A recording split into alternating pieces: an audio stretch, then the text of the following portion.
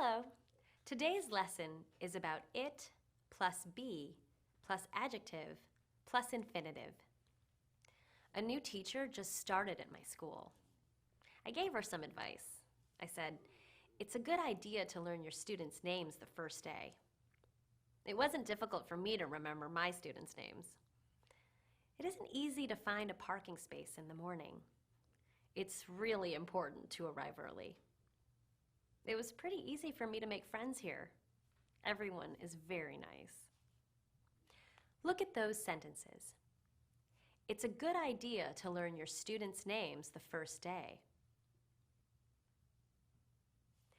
It wasn't difficult for me to remember my students' names. It isn't easy to find a parking space in the morning. It's really important to arrive early. It was pretty easy for me to make friends here. Notice the construction of these kinds of sentences. First, they begin with it. It is followed by a form of be, like is or wasn't.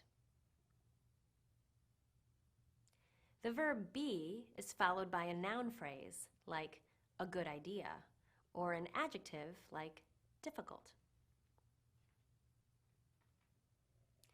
After the adjective or noun phrase, there's an infinitive, to, plus the base form of a verb. Sometimes there's a prepositional phrase, like for me, before the infinitive. Here are a few more examples of these sentences. It's important for you to come to class on time. It's necessary for teachers to remember students' names. It was a good idea for us to look at these examples.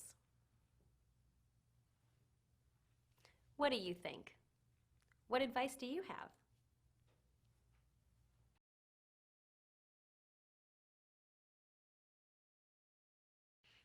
Hello!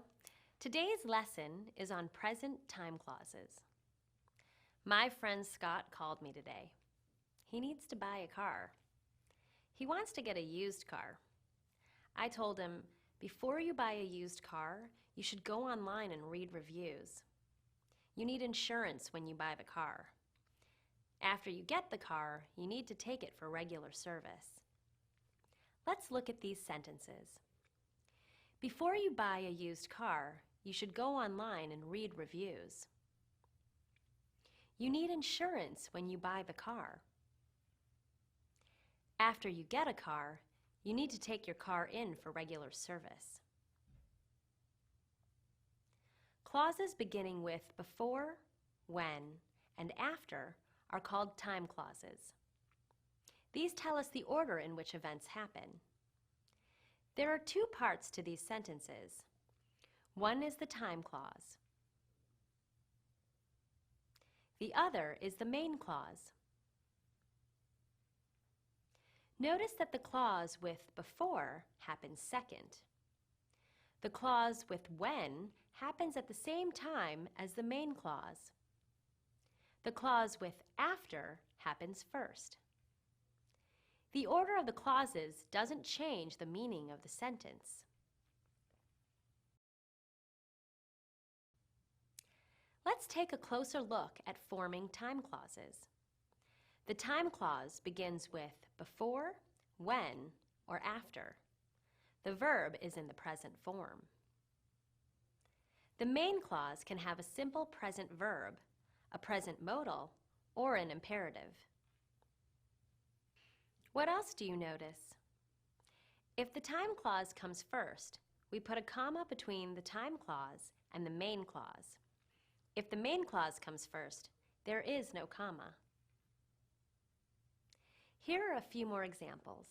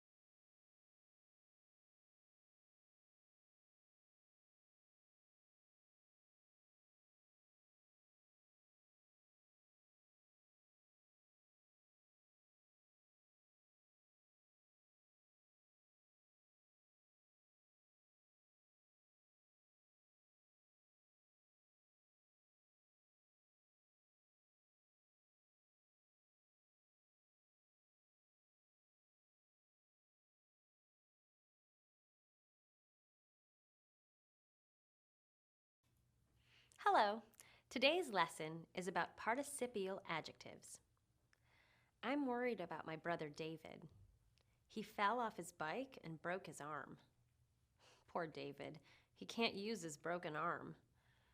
The situation is frustrating. He's also stressed about the hospital bills.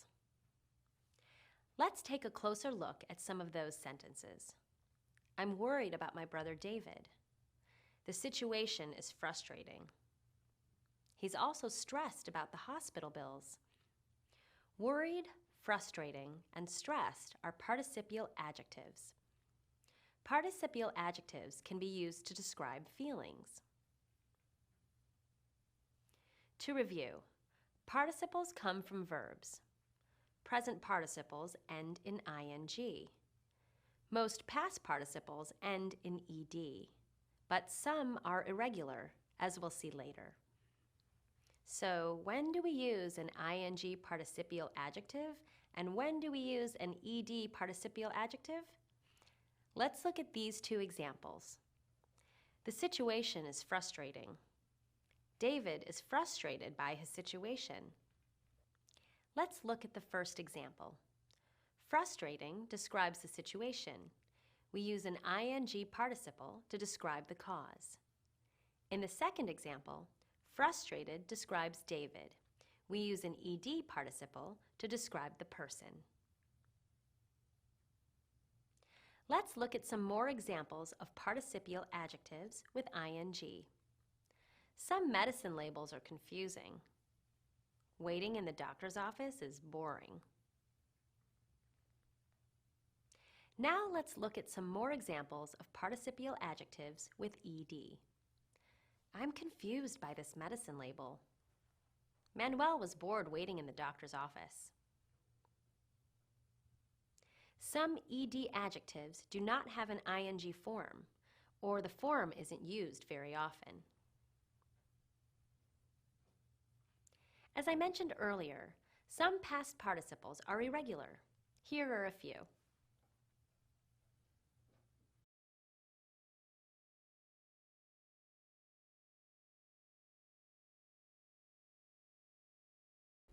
Hello there.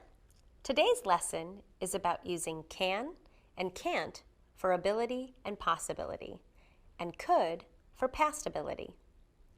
Hola, me llamo Lisa. ¿Cómo estás? Can you speak Spanish? I couldn't speak Spanish last month, but now I'm taking a class. I can speak a little Spanish now, but I still can't understand very much.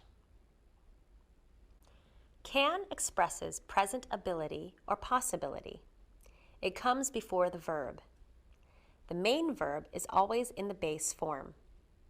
For example, I can speak Spanish. He can play the piano. We can dance. They can cook. The negative of can is can't. Cannot is also a negative form of can, but it is not common. For example, I can't speak French. She can't play the guitar. They can't swim. To make yes-no questions with can, change the order of the subject and can. For example, can you sing? Can she drive? Can they dance?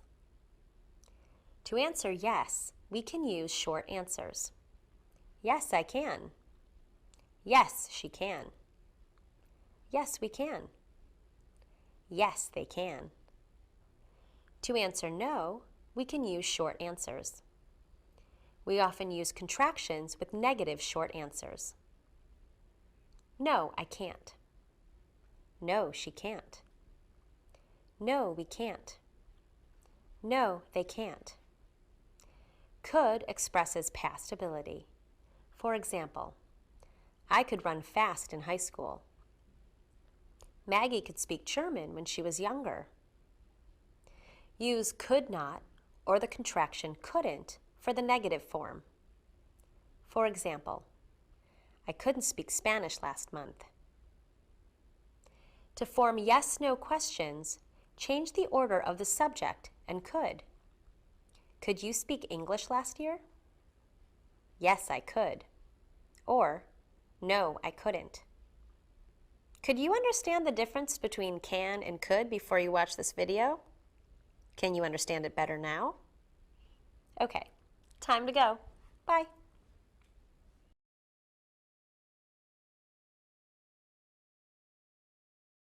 Hi, today's lesson is about the simple past. Ouch. I went for a walk this morning. There was a crack in the sidewalk, but I didn't see it. I tripped and fell. I really hurt my elbow. How did I do this? Why wasn't I more careful? I applied some cream and put a bandage on my elbow. It feels a little better now. Regular simple past verbs end in D, ED, IED. For example, I arrived late. I tripped on the sidewalk. I applied some cream. The past form of the verb is the same for all subjects. I arrived. You arrived. He arrived. She arrived. They arrived. We arrived. Many common verbs are irregular. For example, I went for a walk this morning. I really hurt my elbow. I put a bandage on my elbow. For negative statements, we use did not plus the base form of the verb. We usually contract did not to didn't. For example, I didn't see it. I didn't know. We do not use did not, didn't with the verb be. For yes-no questions, we start the question with did, followed by the subject, then the base form of the verb. For example, did you walk today? Yes, I did. Did you see the crack in the sidewalk? No, I didn't. For most information questions, we start the question with a WH question word and follow the yes-no question order. For example, when did she go? What did he do?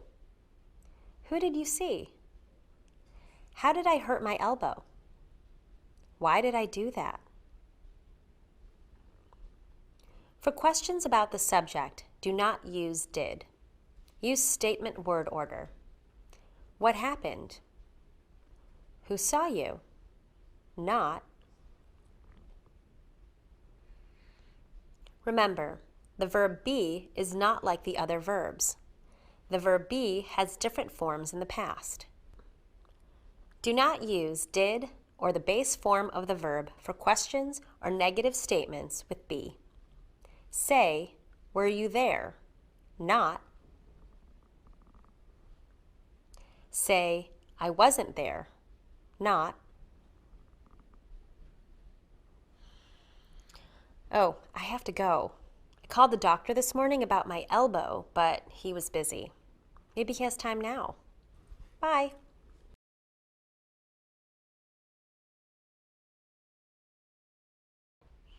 Hello. Today, I'll talk about using will in the future tense. I'll also talk about future time markers. There will be a music festival downtown tomorrow. I was just looking at the brochure. I will get there early because it will probably be crowded. There won't be enough parking. My friend Sarah loves music festivals. I'll ask her to go with me tomorrow. We'll have a great time there. Use will plus the base form of the verb to talk about things that will take place in the future. For example, there will be a music festival tomorrow. I will get there early. Be careful. Always use the base form of the verb after will. Sarah will enjoy the festival. Not. We often use contractions of will in speaking and informal writing. The contraction of will is apostrophe LL. For example, I will go, or I'll go. You will go, or you'll go. He will go, or he'll go. She will go, or she'll go. They will go, or they'll go. We will go, or we'll go. When we ask questions using will, put the subject after will and before the base form of the verb. For example, will the concert start on time? Will Sarah be at the concert? Be careful. For short affirmative answers to questions, use the full form of will. Do not use contractions in short answers. For example, will they be here? Yes, they will. Not. There are many ways to use will. We use will to make predictions. For example, we'll have a great time. We use will to make a promise. For example, I'll be right back. We use will to ask for or offer something. For example, I'll go with you. We can use probably with will to show something might happen in the future. It isn't definite. For example, it will probably be crowded. For negative statements, use will not or the contraction won't. There will not be enough parking, or there won't be enough parking. Time markers indicate that something will happen in the future. Some time markers are only used for the future. For example, I'll go to the festival tomorrow, or I'll go there next week. Other time markers are used for both the past and the future. I'll be there this afternoon. This afternoon can indicate the past or the future. In this sentence, I'll be there this afternoon, I know it's in the future because of the verb will be. Look at this example. I was there this afternoon. In this example, we can tell it's in the past because of the verb was. I hope you enjoyed today's lesson. I'll be back soon.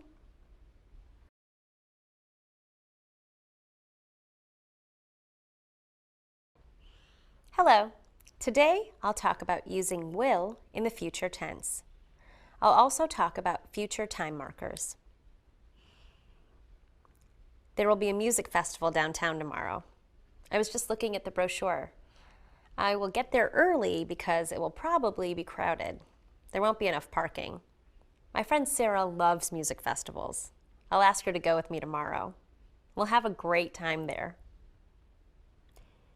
Use will plus the base form of the verb to talk about things that will take place in the future. For example, there will be a music festival tomorrow. I will get there early. Be careful. Always use the base form of the verb after will. Sarah will enjoy the festival. Not. We often use contractions of will in speaking and informal writing. The contraction of will is apostrophe LL. For example, I will go, or I'll go. You will go, or you'll go. He will go, or he'll go. She will go, or she'll go. They will go, or they'll go. We will go, or we'll go. When we ask questions using will, put the subject after will and before the base form of the verb. For example, will the concert start on time? Will Sarah be at the concert? Be careful. For short affirmative answers to questions, use the full form of will. Do not use contractions in short answers. For example, will they be here? Yes, they will. Not. There are many ways to use will. We use will to make predictions. For example, we'll have a great time. We use will to make a promise. For example, I'll be right back. We use will to ask for or offer something. For example, I'll go with you. We can use probably with will to show something might happen in the future. It isn't definite. For example, it will probably be crowded. For negative statements, use will not or the contraction won't. There will not be enough parking, or there won't be enough parking. Time markers indicate that something will happen in the future. Some time markers are only used for the future. For example, I'll go to the festival tomorrow, or I'll go there next week. Other time markers are used for both the past and the future. I'll be there this afternoon. This afternoon can indicate the past or the future. In this sentence, I'll be there this afternoon, I know it's in the future because of the verb will be. Look at this example. I was there this afternoon. In this example, we can tell it's in the past because of the verb was. I hope you enjoyed today's lesson. I'll be back soon.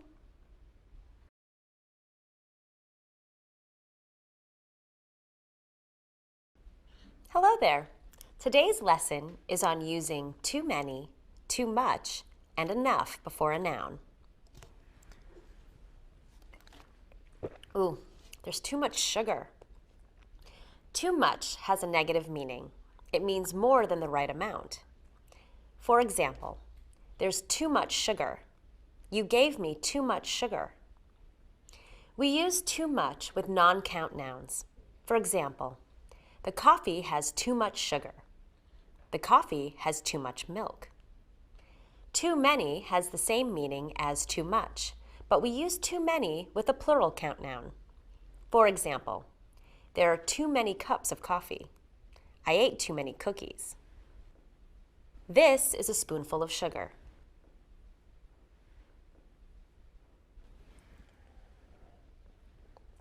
Oh, that's too little sugar. There are too few spoonfuls of sugar. We use too little and too few to describe less than the right amount. Both have a negative meaning. We use too few with plural count nouns and too little with non-count nouns.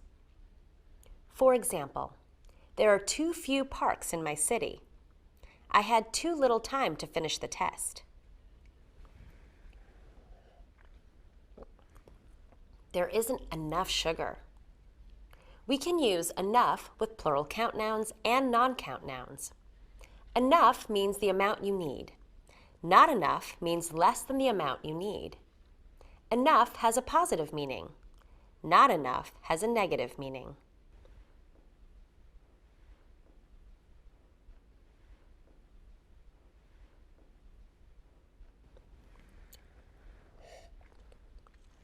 That's enough sugar. Just right. Ooh, I have to go. I don't have enough time. I have an important meeting downtown. There are too many cars at this time. There is too much traffic. And there are too few buses. There is too little time. Bye.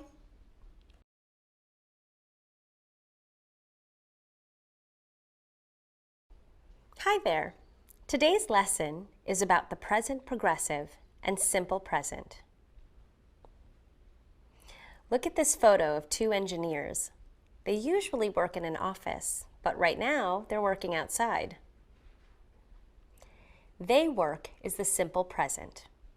They're working is the present progressive. I say they work for what they usually do, but they're working for what they're doing right now. We use the present progressive to show that something is happening now. We can use time markers like right now and at the moment. We also use the present progressive to show that something is happening in a longer present time. We can use time markers like this month, this year, these days, and nowadays. Sorry, it's my cousin Jenny. Hello? Oh, okay. Sure. Thanks for letting me know. Jenny is coming to meet me right now. She's waiting for her train at the moment. She's not studying nowadays. She is traveling this month. It's perfect because the weather is getting warmer these days. We use the simple present to show that something happens regularly. We use adverbs of frequency like usually, often, every day, always. We also use the simple present for unchanging facts. For example, Jenny is my cousin. She sleeps late every day. Jenny is my cousin is a fact. This won't change. Jenny sleeps late, and this happens regularly.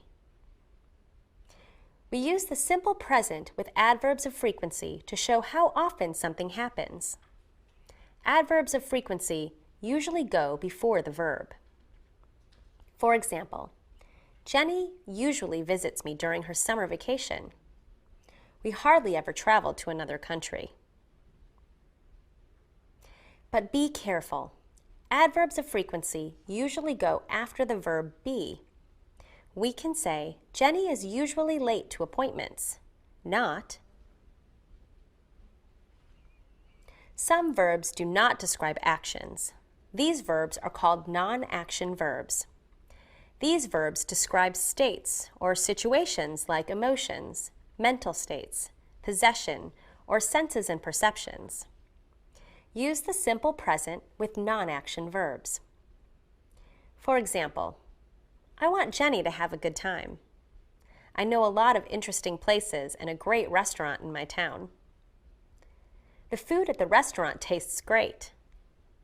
I have a lot of new friends. And she likes meeting new people. Don't say, I am wanting Jenny to have a good time, or I am knowing a lot of interesting places. But be careful. Some verbs can have both a non-action and action meaning. Sense and perception verbs like taste, smell, feel, and look can be used as both non-action and action verbs. Have and think can also be used as both non-action and action verbs. For example, we can say, the food tastes good to mean it's good, or he's tasting the food to mean he's trying it. Sorry, it's Jenny. Hi. Oh, great. Are you waiting for me right now? Oh, wow. Okay. Bye. Jenny is waiting downstairs. I have little time. I feel so happy. Bye.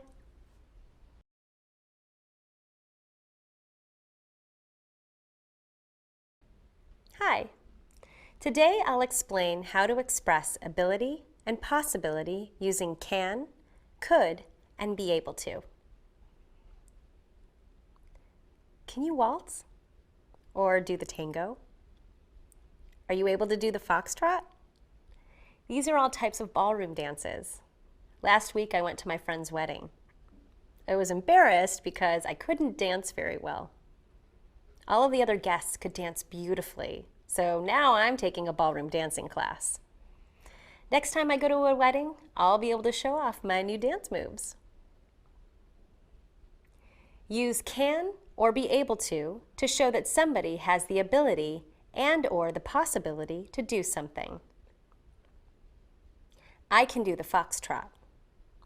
I have the ability to do the foxtrot. I can help you learn the foxtrot. I have the ability and possibility to help you do the foxtrot. Both can and be able to are possible in this sentence, but can is much more common than be able to in everyday speech about present ability. Be able to is often used when the ability to do something comes only after a lot of hard work. For example, Finally, after several weeks of lessons, I'm able to do the foxtrot.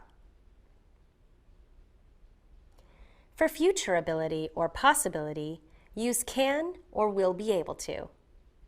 You can say, I can take dance lessons next month. Or, I will be able to take dance lessons next month. For past ability, use could or was or were able to.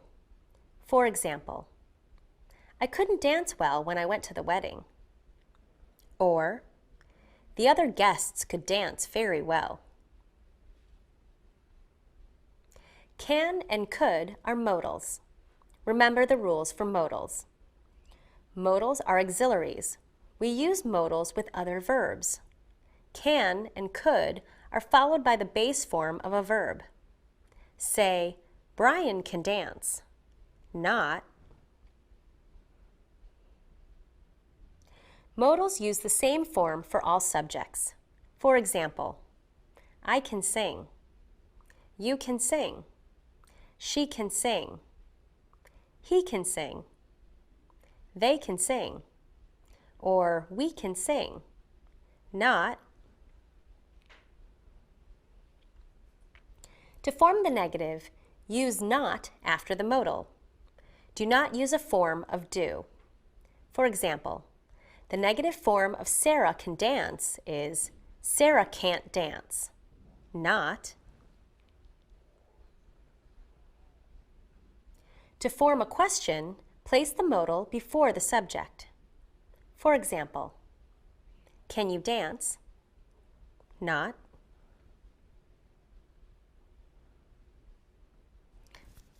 Oh, look at the time. I have to go to ballroom dancing class. Next time, I'll be able to show you how to do the waltz.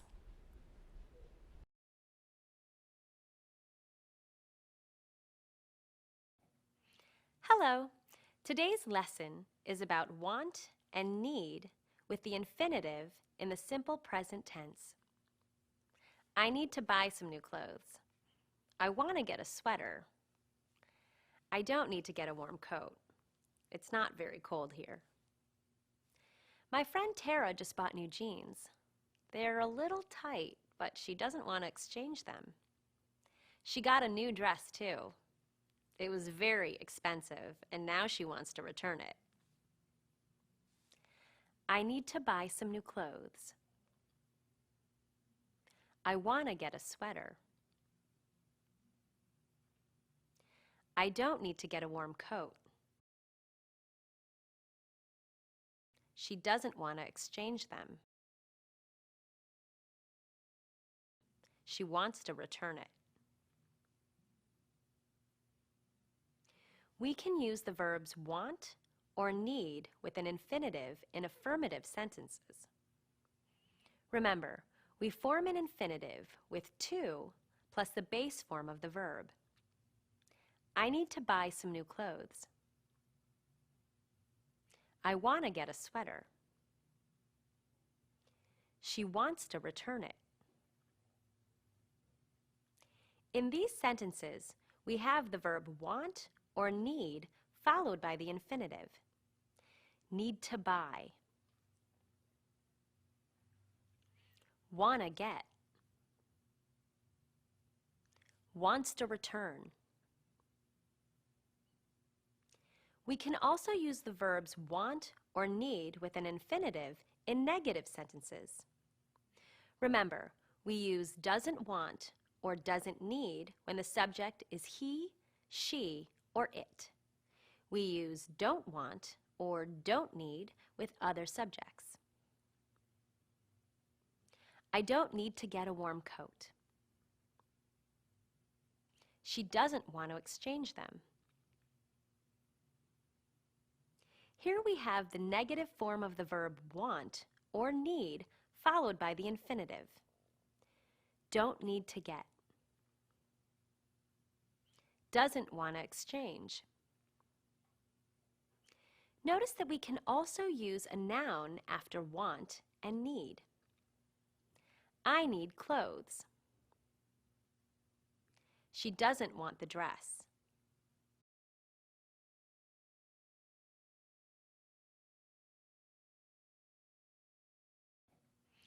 Hello. Today's lesson is about want and need with the infinitive in the simple present tense. I need to buy some new clothes. I want to get a sweater. I don't need to get a warm coat. It's not very cold here. My friend Tara just bought new jeans. They're a little tight, but she doesn't want to exchange them. She got a new dress, too. It was very expensive, and now she wants to return it. I need to buy some new clothes. I want to get a sweater. I don't need to get a warm coat. She doesn't want to exchange them. She wants to return it. We can use the verbs want or need with an infinitive in affirmative sentences. Remember, we form an infinitive with to plus the base form of the verb. I need to buy some new clothes. I want to get a sweater. She wants to return it. In these sentences, we have the verb want or need followed by the infinitive. Need to buy. Wanna get. Wants to return. We can also use the verbs want or need with an infinitive in negative sentences. Remember, we use doesn't want or doesn't need when the subject is he, she, or it. We use don't want or don't need with other subjects. I don't need to get a warm coat. She doesn't want to exchange them. Here we have the negative form of the verb want or need followed by the infinitive. Don't need to get. Doesn't want to exchange. Notice that we can also use a noun after want and need. I need clothes. She doesn't want the dress.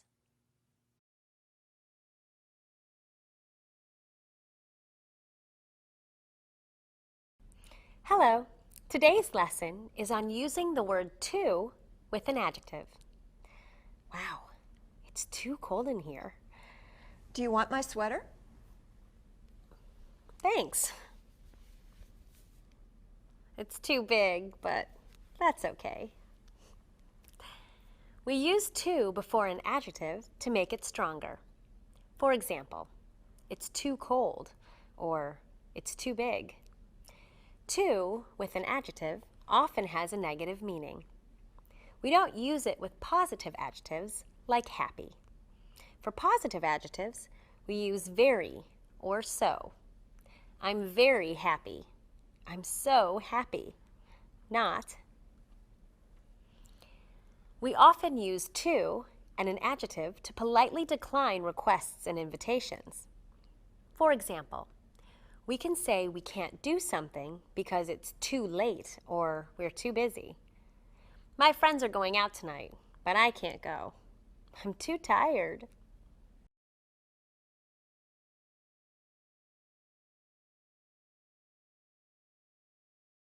Hello.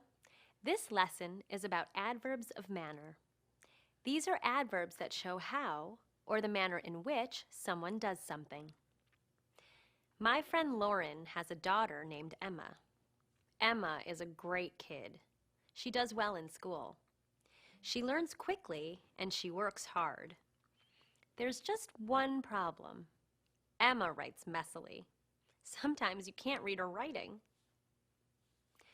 How does Emma do in school? She does well in school. How does she learn? She learns quickly. How does she work? She works hard. How does she write? She writes messily. These sentences include adverbs of manner: well, quickly, hard, and messily. We usually form adverbs by adding the ending ly to an adjective. For example, she is a quick learner includes the adjective quick. We add ly to the adjective quick to form the adverb. She learns quickly. We add ly to many other adjectives as well. Careful, carefully. Poor, poorly. Clear, clearly. Neat, neatly. Notice that when an adjective ends in y, we change y to I and add ly to form the adverb. Her writing is messy. She writes messily. Notice that some adverbs are irregular. We do not form them by adding ly to an adjective. For example, he is a good writer. He writes well. Note that some irregular adverbs are the same as their adjective forms. He is a hard worker. He works hard. They are fast learners. They learn fast.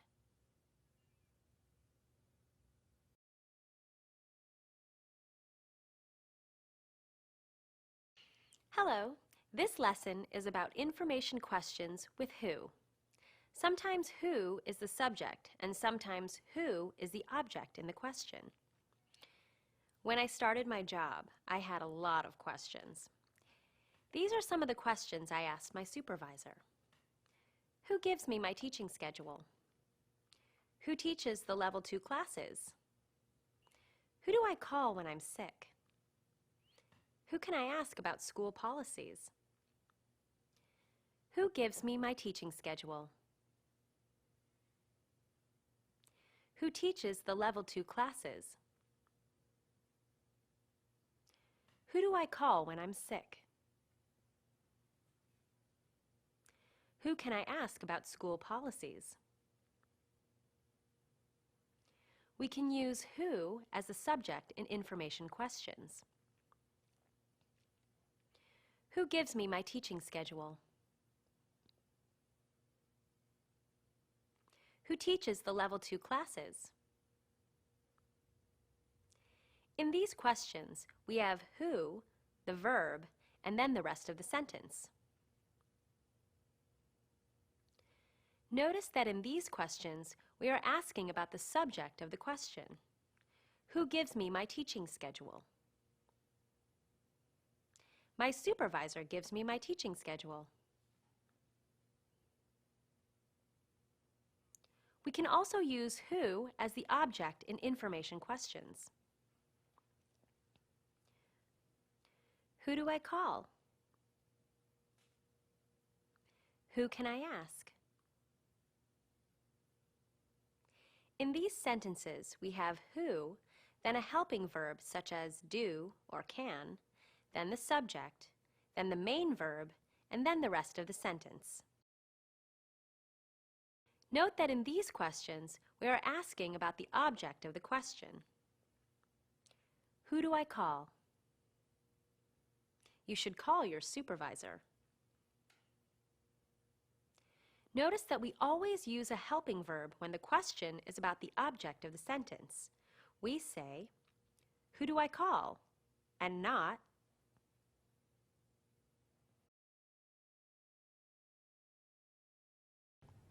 Next, I want to discuss different ways to make suggestions.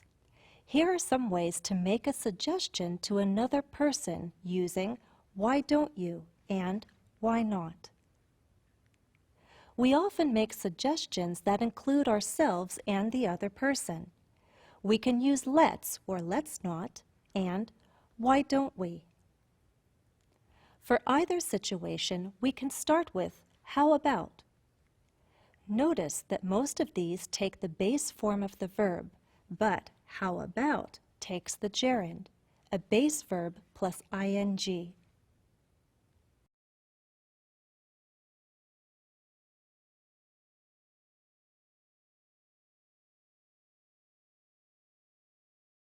Today's lesson is about the present perfect for indefinite past time. Before we start, let's talk about traveling. I love to travel. I have visited 24 countries. I have traveled a lot. But my younger brother David hasn't traveled that much. I have visited 24 countries.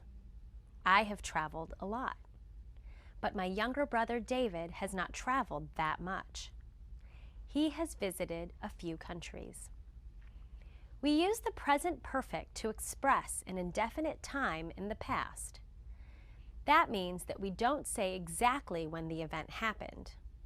For example, I have visited 24 countries. We use the simple past tense to express a definite time in the past. This means we say when the event happened.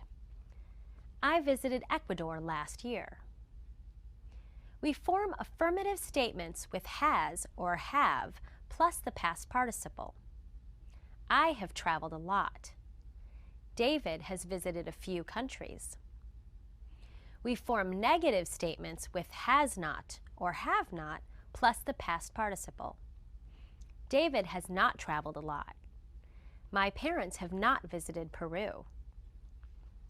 The past participle comes after the verb have or has.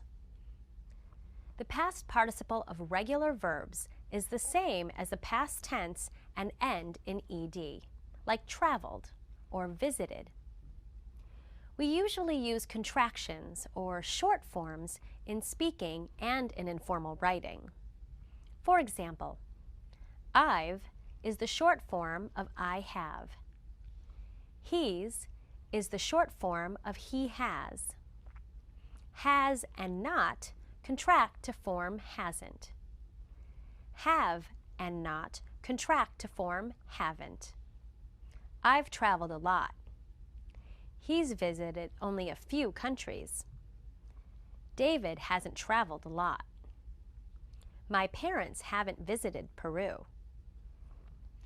Look at the affirmative contractions with all subject pronouns. Look at the negative contractions with all subject pronouns.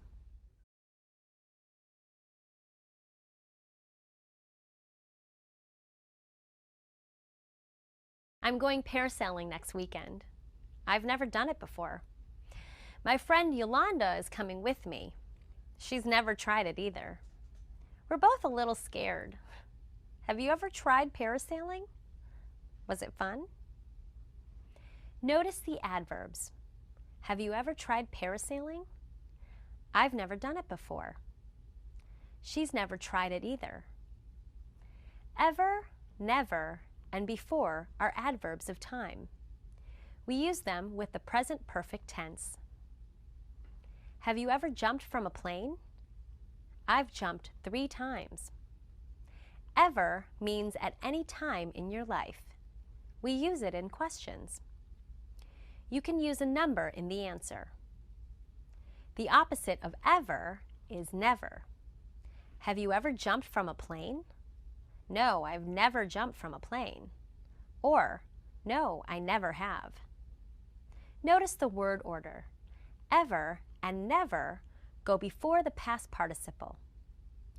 Other adverbs, like before, go after the past participle. Have you skied before? Yes, I've skied many times. In the present perfect, before means at any time before now. It is the same as ever. Have you skied before equals have you ever skied?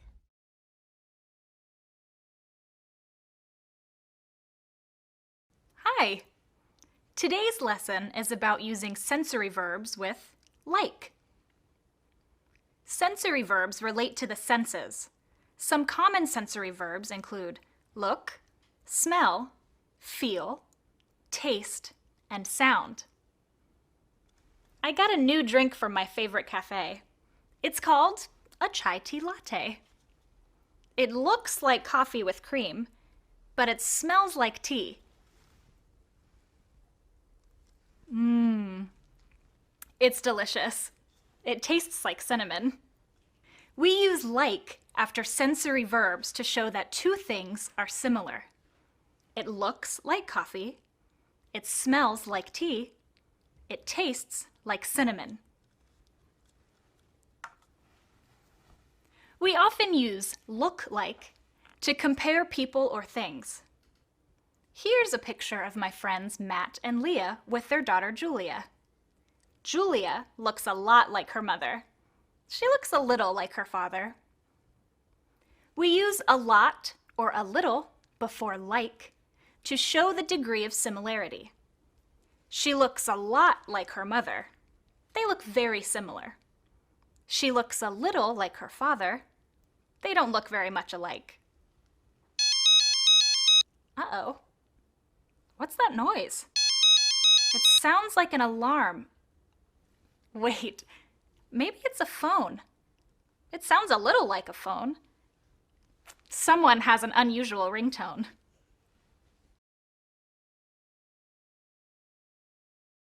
Hi! Today I'll explain how to use verbs with two objects. Someone sent me a thank you card. Oh, how nice! My friend sent this card to me. She wrote me a note to say thanks. Last week was her birthday. I gave her some flowers. All verbs have a subject. Some verbs have an object as well as a subject. The object is the person or thing that receives the action of the verb. My friend sent a card. My friend is the subject of the sentence. Sent is the verb. Card is the object. Card receives the action of the verb sent. There are two types of objects, direct and indirect. Some verbs can have both an indirect object and a direct object. Let's talk about indirect objects first.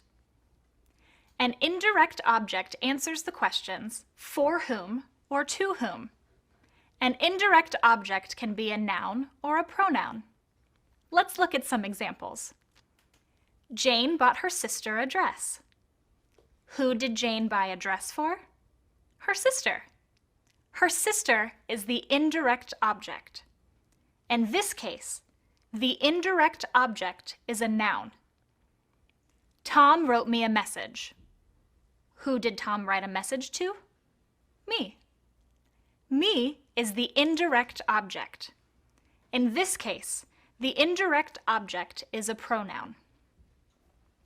A direct object is the person or thing that receives the action of the verb. A direct object answers the questions what or whom. Jane bought her sister a dress. What did Jane buy? A dress. A dress is the direct object.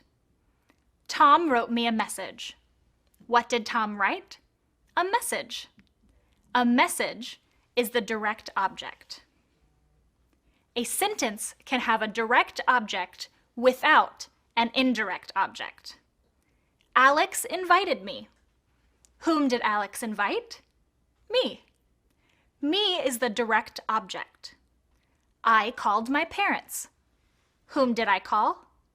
My parents. My parents is the direct object. A sentence with an indirect object almost always has a direct object too. Jane bought her sister a dress. For some verbs with two objects, there are two possible sentence patterns. The first pattern is subject plus verb plus indirect object plus direct object. This pattern is very common. I gave my mother some flowers. I gave her some flowers. She baked Harry a cake. She baked him a cake. In the second pattern, we use a preposition before the indirect object. Subject plus verb plus direct object plus preposition, to or for, plus indirect object. I gave some flowers to my mother. She baked a cake for Harry. I enjoyed teaching this grammar point to you. Or to say it another way, I enjoyed teaching you this grammar point. Hello. Today I'll discuss questions about the subject and object. Who left this book here? It's a music book. Who plays the piano? Jay plays the piano. Maybe he left his book here. Yes, it's Jay's. He wrote his name in it. Subject and object questions can ask about the subject or object of the sentence.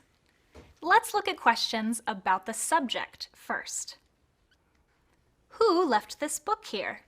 Is a question about the subject. Who is the subject of the verb. The answer tells us the subject. Jay left his book here. Questions about the subject do not include an auxiliary verb, such as do, does, or did. Who plays the piano? Not. Now let's look at questions about the object. What did Jay leave? Is a question about the object. What is the object of the verb? The answer tells us the object. Jay left his book. Questions about the object include do, does, did, and other auxiliary verbs. The auxiliary verb goes before the subject of the sentence. What did Jay leave? What will you do tomorrow? Answers to subject questions can be long or short. For example, we can answer the question, who plays the piano? With a long answer. Jay plays the piano. Or we can shorten it to the subject and an auxiliary verb. Jay does. Or we can make it even shorter and use only the subject. Jay. Answers to object questions can also be long or short. We can answer with a complete sentence or with just the object. What did Jay leave? He left his book. Or his book. Now where's Jay? I need to give him his book.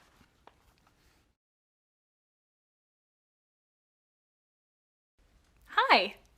This lesson is about using so, because, and because of to show cause and effect. I was really excited today because I had plans to go to an outdoor concert with my friend. But my friend isn't feeling well, so she can't go to the concert. And now it's raining. The concert will probably be canceled because of the rain. Oh well, maybe next time. We use so to introduce an effect or a result of something. So is a coordinating conjunction. It goes between two independent clauses and is usually preceded by a comma. She isn't feeling well, so she can't go. The order of the two clauses is important, and they cannot be switched around. The cause or reason must be first, followed by so and the effect or result. We use because to introduce a cause or a reason for something. I was excited because I had plans to go out. Why was I excited? Because I had plans to go out. That's the cause or reason. Because is a subordinating conjunction. It introduces a dependent clause. When we use because, we can switch the order of the two clauses. The dependent clause is the clause that begins with because. The other clause is the main clause. If we put the main clause first, we do not need a comma. Maria is tired because she stayed up late. If we begin the sentence with because, we need to use a comma at the end of the clause. Because she stayed up late, Maria is tired. The meaning of the sentence doesn't change when we switch the order of the clauses, but remember that the because clause always gives the cause or reason. We can also use because of to introduce a cause or a reason for something. Because of is a two-word preposition. It's followed by a noun or a noun phrase. Paul is running late because of the heavy traffic. Why is Paul running late? Because of the heavy traffic. That's the cause or reason. As with because, if the main clause comes first, we don't need a comma. Paul is running late because of the heavy traffic. If we begin the sentence with because of, we need a comma at the end of the phrase. Because of the heavy traffic, Paul is running late. Be careful. Because is followed by a verb, but because of is followed by a noun or noun phrase. The concert was canceled because it was raining, not. The concert was canceled because of the rain, not.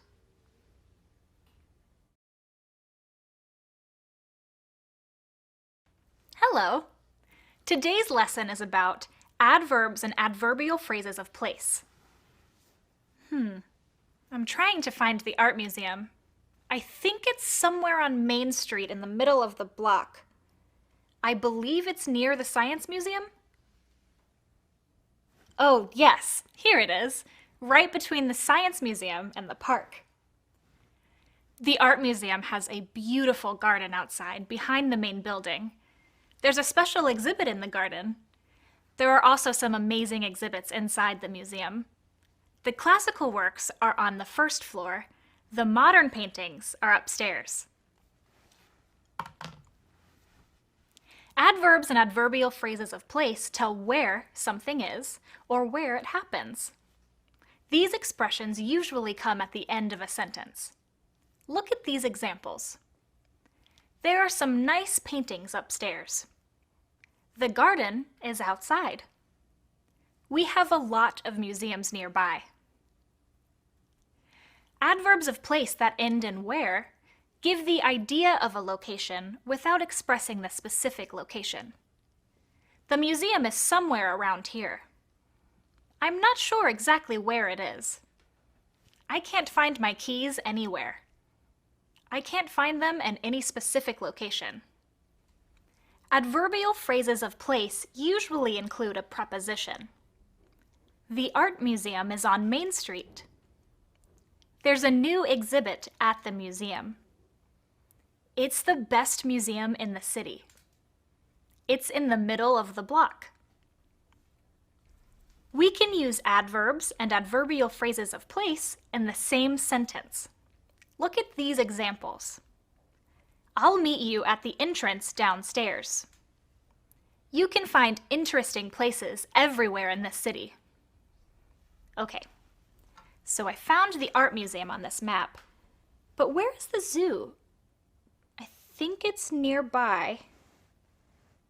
It's a little hard to read. Now, where did I put my glasses? I left them somewhere in this room.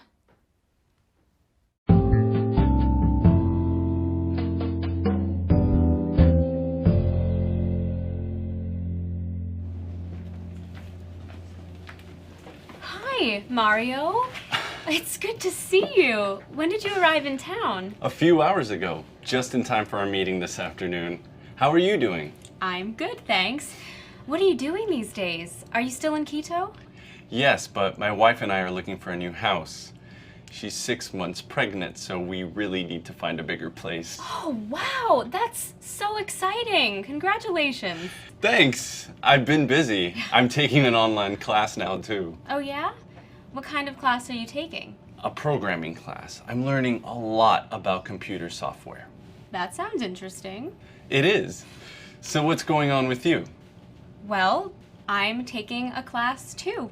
I'm studying Japanese. I want to visit Japan, so I'm trying to learn the language. That's really cool. Yeah, things have been busy at the Toronto office, so I could use a break. Have you been to Japan before? No, I haven't. I want to go in the spring during Sakura season. Sakura season? Sakura is the Japanese word for cherry blossoms. I didn't know that.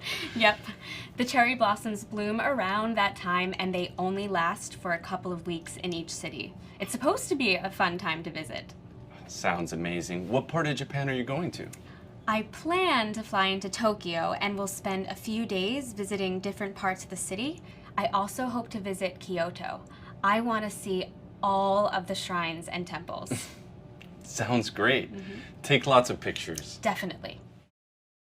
So, what else is new? How's your family doing? They're good. Thanks.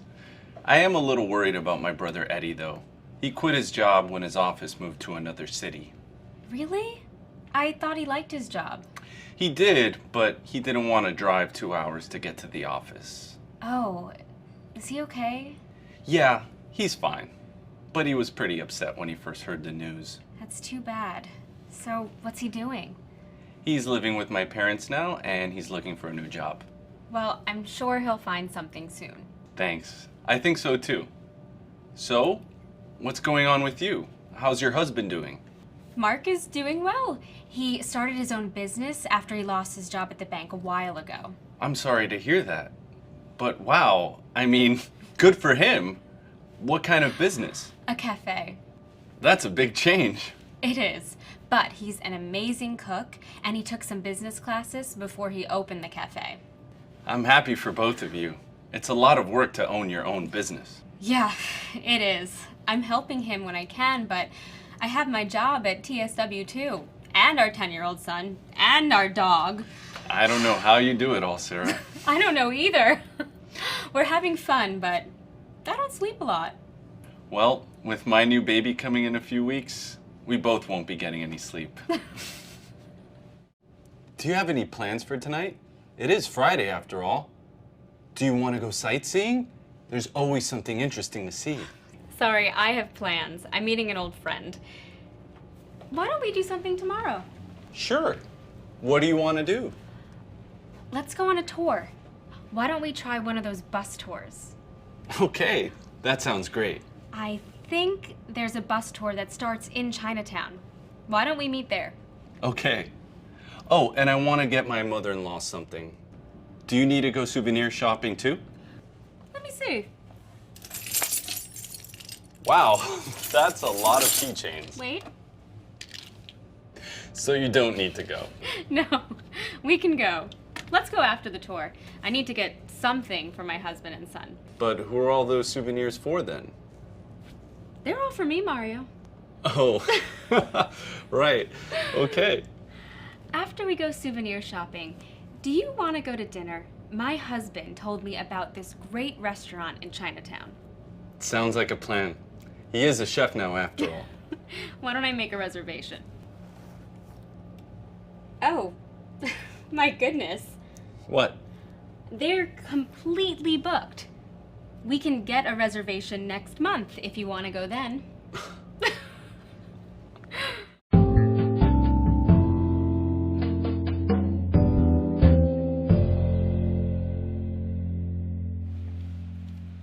Eric, thanks for helping me today with the new ads for Costa Rica. I'm happy to help. Let's get started. What are we working on? I'm having a problem with the shampoo ad. I don't know what to include. Well, let's think about the shampoo. How would you describe it? What about this? It smells like coconuts, and it feels like honey. feels like honey? I don't know about that. Honey is really thick. I definitely don't want honey in my hair. Okay. How about it smells like coconuts and it feels like silk? Not so sure. Feels like silk? What about after you use it, your hair feels like silk? That's better. What else can we say? Use it and you'll look like a movie star. Yes, I can imagine that. Now we need an image. What are you going to draw? A woman on a beach with palm trees around her. She has long hair. And she's smiling. That looks perfect. In fact, that looks a lot like Sophia, what's her name? Maybe we should get a celebrity to be the spokesperson. Good idea. Hi, Minji. I heard you were looking for me. Hey, Eric. I just wanted to check in with you. How's the Costa Rica project going? I think it's going well. Lucas is a great guy. Well, that's good to hear. Yeah, he's a very talented illustrator and he's always eager to help. Oh, good. And what are the new freelancers in Colombia like? They're very hardworking and they have a lot of creative ideas. That's good. I'm glad to hear it. I know the old freelancers were a little difficult to work with. Yes, that's true. The only problem with our new team is that sometimes it's hard to meet. Everyone's so busy. Well, sure. And also there's a 14-hour time difference. Exactly. When I get to work, they're already asleep. That's right. And when you leave work, they're just arriving at their desks. I'm lucky that everyone on the team is very flexible. You're right about that.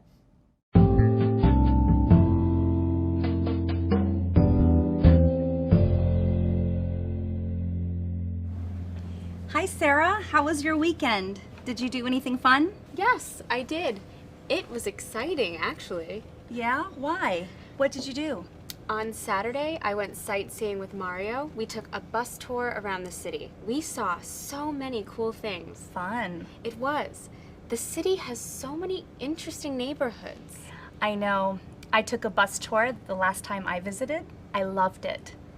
What did you do after? We went souvenir shopping and we went out for a late dinner. Where did you go? To a wonderful Chinese restaurant. I was a little embarrassed though. Why were you embarrassed? The restaurant gave us chopsticks, but I don't know how to use them.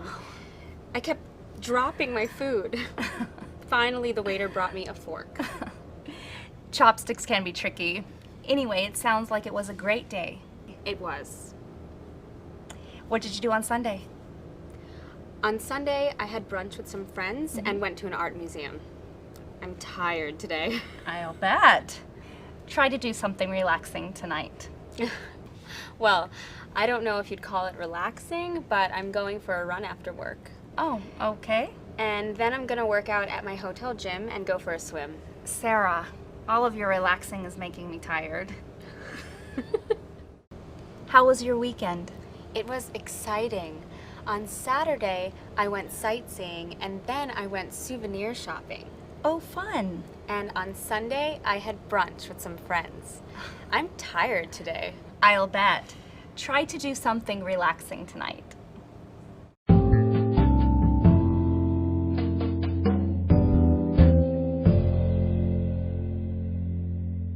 That was a long meeting. I'm so hungry. Me too. Did you hear my stomach growling? It was so loud. Come on, let's have something to eat. Lunch is ready.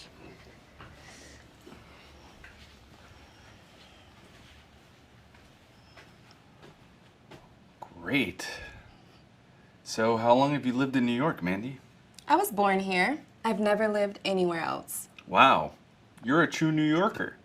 I guess I am. Look at this buffet. Everything looks so good. I'm gonna have some salad. Would you like some? No thanks. I don't really care for salad. Okay. Look, there's some hot food too. I think I'll have some tomato soup. What's that over there? It's a grilled vegetable wrap. Oh, I don't really like vegetables. Is there any meat? Maybe a roast beef or a chicken sandwich? Let's see. No, I'm sorry. There aren't any. That's okay. I think I'll have a burger. Oh, good. I'm glad there was something here for you.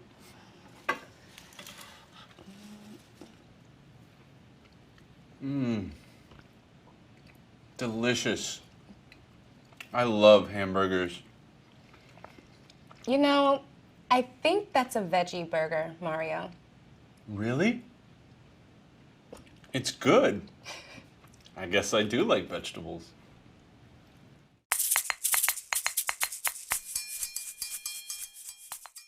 Do we have everything for the barbecue on Saturday? I know we have enough hamburgers, but what else do we need? Don't worry, I planned everything. Okay, so we have enough hot dogs and ribs? No, but I'll add them to the shopping list. And do we have baked beans? Not yet, but okay. 3 cans of beans. Anything else? We need a dozen ears of corn on the cob. Yum, I love corn on the cob. I think 12 is too many though. Let's get 6. What else do we need? Wait, I thought you planned everything. Yeah, I planned to have a barbecue. You're coming and other people are coming. Okay, but you forgot about the food. It's a good thing you're my sister, or I'd be pretty mad at you right now. So, anything else? Coleslaw, potato salad, macaroni salad, and lemonade to drink, and some blueberry pie. Mandy, slow down. That's too much food. We're only having 4 people over. I know, but we don't know what they'll want, and we need enough food. But that's more than enough. And all that food is gonna be expensive. Well, look, I'm sure everyone would be happy to bring something. Why don't we ask people to bring some food? Layla makes great potato salad. okay, I guess we could do that. And Tom lives near the farmer's market. He can get the corn. That's a good plan. And we can buy the other things. Sounds good.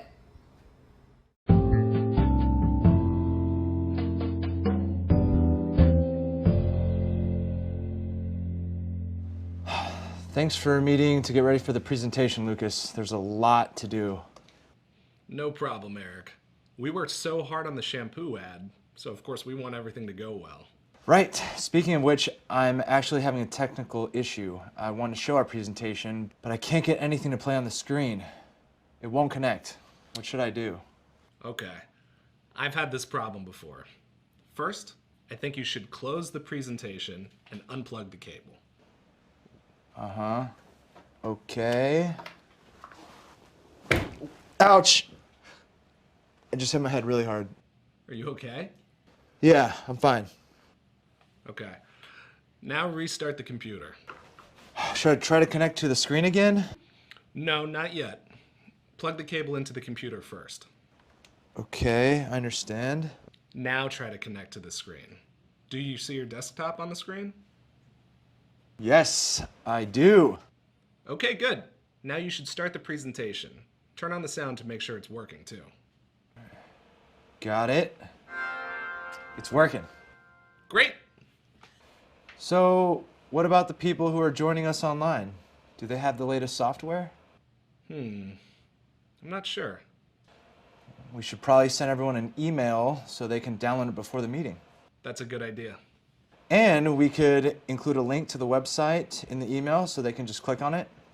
Oh, and we should bring the number for tech support in case we have any problems. Yes, good idea. Thanks, Eric. No problem.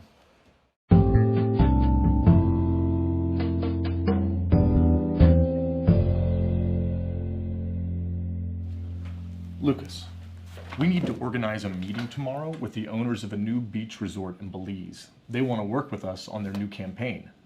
They might be our next big client. Tomorrow? Are they coming to San Jose, or are we having a video conference? They're coming here. Can you help me plan it since we don't have a lot of time? Sure. I guess I need to reserve a meeting room first. Yes, that's right. And could you make sure the room has a projector and a screen? Okay. Once the room is set up, I can check the equipment. I'll ask Marta from tech support for help. Good idea. It'll be faster if she helps. So, do I have to create a presentation for the meeting? No, you don't have to. I'm gonna do that. Sounds good. Is there anything else? Do I have to send a meeting invitation? Yes, please. The meeting's at 11. Send an invite to everyone in our department, and I'll get you a list of the people from the resort. Okay, I'm on it. Can you think of anything else? What about refreshments? Do I need to order anything to eat? Yes. You don't need to order lunch, but I would get some drinks and some snacks. Got it. Okay. I'm gonna get started. I'll reserve the room first and then... Oh, you're kidding. What is it? They just canceled the meeting.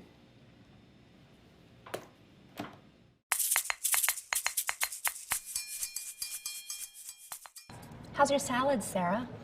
It's good. I love the dressing. It's both sweet and sour. How's the curry? Oh, it's delicious. But I don't really like the tea. It's too bitter. I can't wait to try the soup, though. Yeah, me too. I heard the soups here are really tasty. Ooh, what's wrong? Is there something wrong with the soup? It's too hot for me. It is? I don't think it's hot. You don't? My mouth is burning. It is. My soup is barely warm enough to eat. No, I don't mean hot like temperature. I mean hot like spicy. Oh, of course.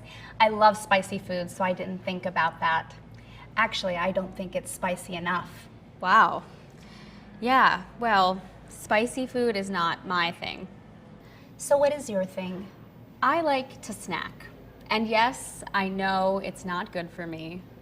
Well, everyone snacks sometimes. What kind of snacks do you like? I like tortilla chips, pretzels, French fries, anything salty. I like salty foods too, but I definitely have more of a sweet tooth when it comes to snacks. In that case, should we get some dessert? The sticky rice with mango sounds amazing. Great idea. Wow, your necklace is beautiful. Oh, thank you. My kids gave it to me for Valentine's Day. What a nice gift. My son gave me a card he made at school. He was very proud of it. When my kids were younger, they gave me handmade gifts too. I love them. You're right. Handmade gifts are really sweet. I'm guessing your husband didn't give you a handmade gift for Valentine's Day. No, he didn't. He cooked me a wonderful dinner though. And he got me a very cool watch. Nice. And I got him a gift card to use at his favorite kitchen store. He always shops there. He loves food. That was thoughtful. I love giving gifts. I got my boyfriend tickets to a concert, and he bought me a bunch of roses and some chocolate-covered strawberries. Wow. Oh, I love flowers and chocolate. Yes, the flowers were beautiful, but I couldn't eat the chocolate. I'm actually very allergic to strawberries. Oh no, poor guy. Did he feel bad? He was pretty embarrassed, but it didn't really matter. I mean, he didn't know that I was allergic, and it's the thought that counts. Definitely. Oh, we'd better get the check soon. Our meeting starts in a few minutes. Oh, right. Excuse me?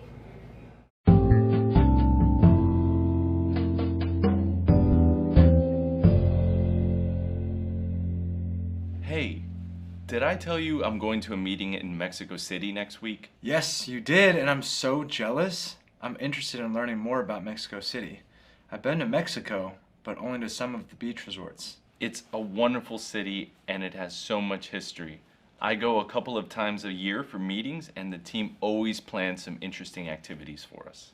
What kinds of things have you done? We've gone on guided tours of the Frida Kahlo Museum and the National Museum of Anthropology, and we visited the pyramids at Teotihuacan.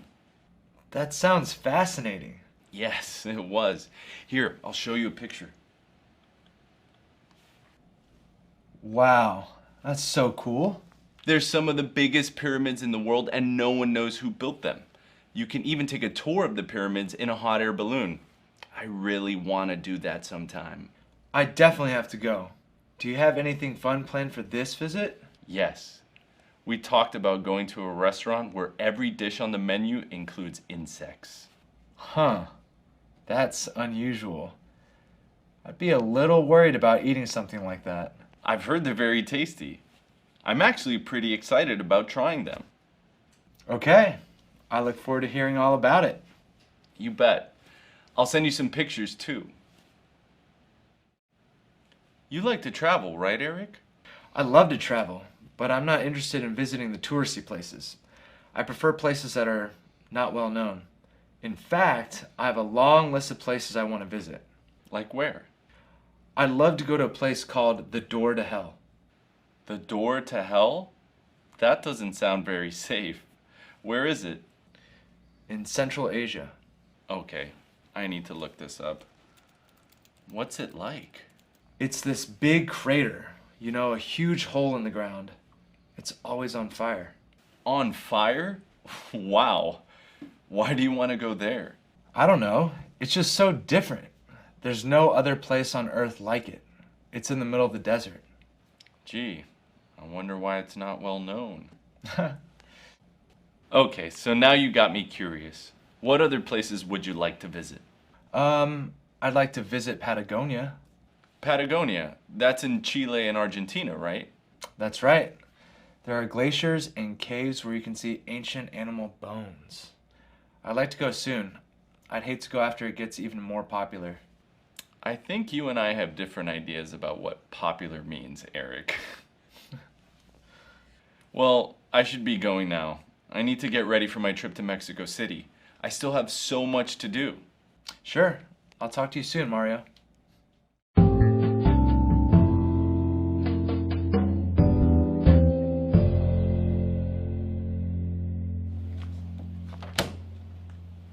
Hey, Mandy. It's good to see you. It's nice to see you too. I heard you were coming to the office. Yeah, it's great to be here. So what are you listening to? This? It's one of my favorite songs. Oh yeah? Who sings it? You probably haven't heard of them. They're a Canadian rock band. They're called Talking Hearts. You're kidding. They're a great band. You know them? They're not very famous. How did you hear about them? I have a friend in Vancouver. She loves them. She sent me some of their music. Cool. Hey, did you know they're on their first world tour? No, I didn't. And they just released a new album. Oh yeah? What's it called? Dreamin'. Here, listen. Oh, this is a cool song. That guitar solo is great! Who's the guitarist again? His name is Joe Ramos. He's amazing. So, what other bands do you like? Well, I listen to a lot of British bands too. Like The Clouds. How cool. I like their drummer, Emma Taylor. I do too. She's so talented. She plays the bass and the piano too. If she learns to play the guitar, she could be a one-woman band. Yeah, she could. You know, I'd love to go to a Talking Hearts show. So would I. I think they're gonna be in New York soon. Let me just check.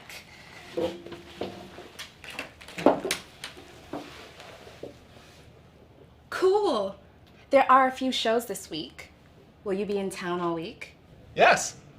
I decided to stay until Saturday because of our late meeting on Friday. Great. Are you free on Wednesday night? Oh no, I'm sorry. I'm afraid I'm busy that night. I'm meeting some friends. Oh, okay. What about Thursday night? Thursday night works for me. Great. They just added this show, so I'm sure we can still get tickets. Oh, that reminds me, my boyfriend loves them too, so he'll probably want to come with us. Sure, I'd love to meet him. Let me see. The show starts at 8 o'clock, so we should have dinner before we go. Okay. I know. Let's eat at Pasha Cafe because it's near the club. Oh, do you like Turkish food? Sure. We can meet there at 6:30. Okay. Do you mind buying the tickets? I'll pay you later. No problem. This is turning out to be a busy week. Guess what I'm doing on Friday night? I have no idea. What? I'm going to a basketball game. The Knicks are playing the Golden State Warriors. I can't wait. No way. I'll be there too. How funny. Maybe I'll see you there.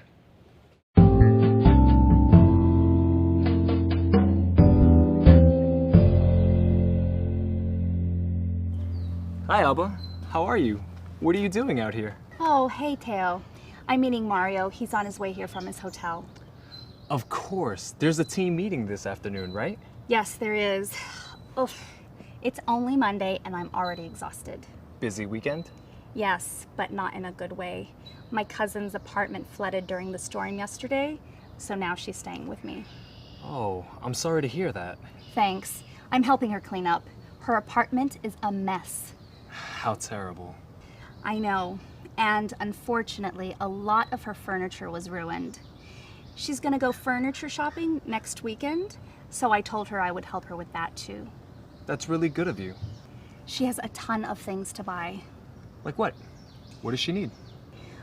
Well, her coffee table and her TV stand are okay, but she has to get a couch, a bookcase, an armchair, an end table, a floor lamp, curtains. The list is as long as my arm. It's going to be expensive. Ah, I just thought of something. My friend is gonna move overseas soon, and he's selling some of his furniture. Maybe your cousin can take a look at what he has. That's a great idea. I'll give him a call later today. I think he'll be around this weekend. I can go with you, okay? Oh, that would be wonderful. Can you ask him if we can do it on Saturday morning? Sure. I'll let you know what he says. Perfect. Thanks so much, Teo. You look worried. Is everything okay? I am a little worried. I wonder where Mario is. He's always on time. He might be stuck in traffic. You know how bad traffic is. Maybe. I'm gonna call him.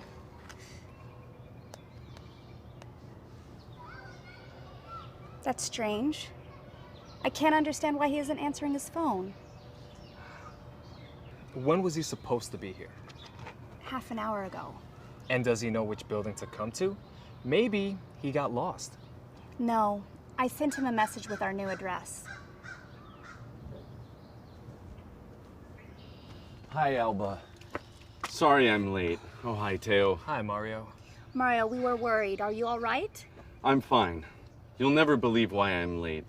It's a little embarrassing, actually. What happened? Okay. So the first thing that happened is that I overslept. I didn't have time for breakfast or even coffee. You, no coffee. Mario is famous for drinking a lot of coffee. Yes. Can you imagine? I left without having coffee. I got in my cab and I told the driver the address, but I wasn't really paying attention. Well, it sounds like you were sleeping with your eyes open. Exactly. After I got out of the cab, I realized where I was. Where were you? The old building. I had given the driver the wrong address. So then I had to hail another cab to take me here. I'm so sorry. Yeah, and of course I wanted to call you, but then I realized I didn't have my phone. I forgot it in my hotel room. I'm so sorry. Well, you're here now. Let's go inside and get you a cup of coffee.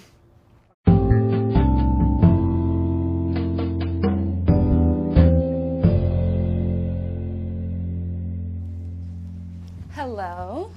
You're here for the market researcher interview. Yes, I am. Hi, I'm Joanne Martin. Hi, Joanne. I'm Mandy Wilson. Welcome to TSW Media. Thanks for coming in for the interview today. Thank you. I'm happy to be here. You didn't have any trouble finding the office, did you? Oh, no, not at all. Thank you. It was easy to find. Here, let me take your coat, Joanne. Great, thanks. You've already stopped by Human Resources, haven't you? Yes, I have. I gave them a copy of my resume and cover letter. Great. I have a copy of them as well. Would you like anything to drink, some water, a cup of coffee? Oh, no thanks. I don't need anything right now. Okay then, follow me. Here we are. Please have a seat. Thank you. So, Joanne, tell me a little about your experience. How long have you been at your current job? I've worked at Parrot Creative for 5 years. I started as a marketing assistant.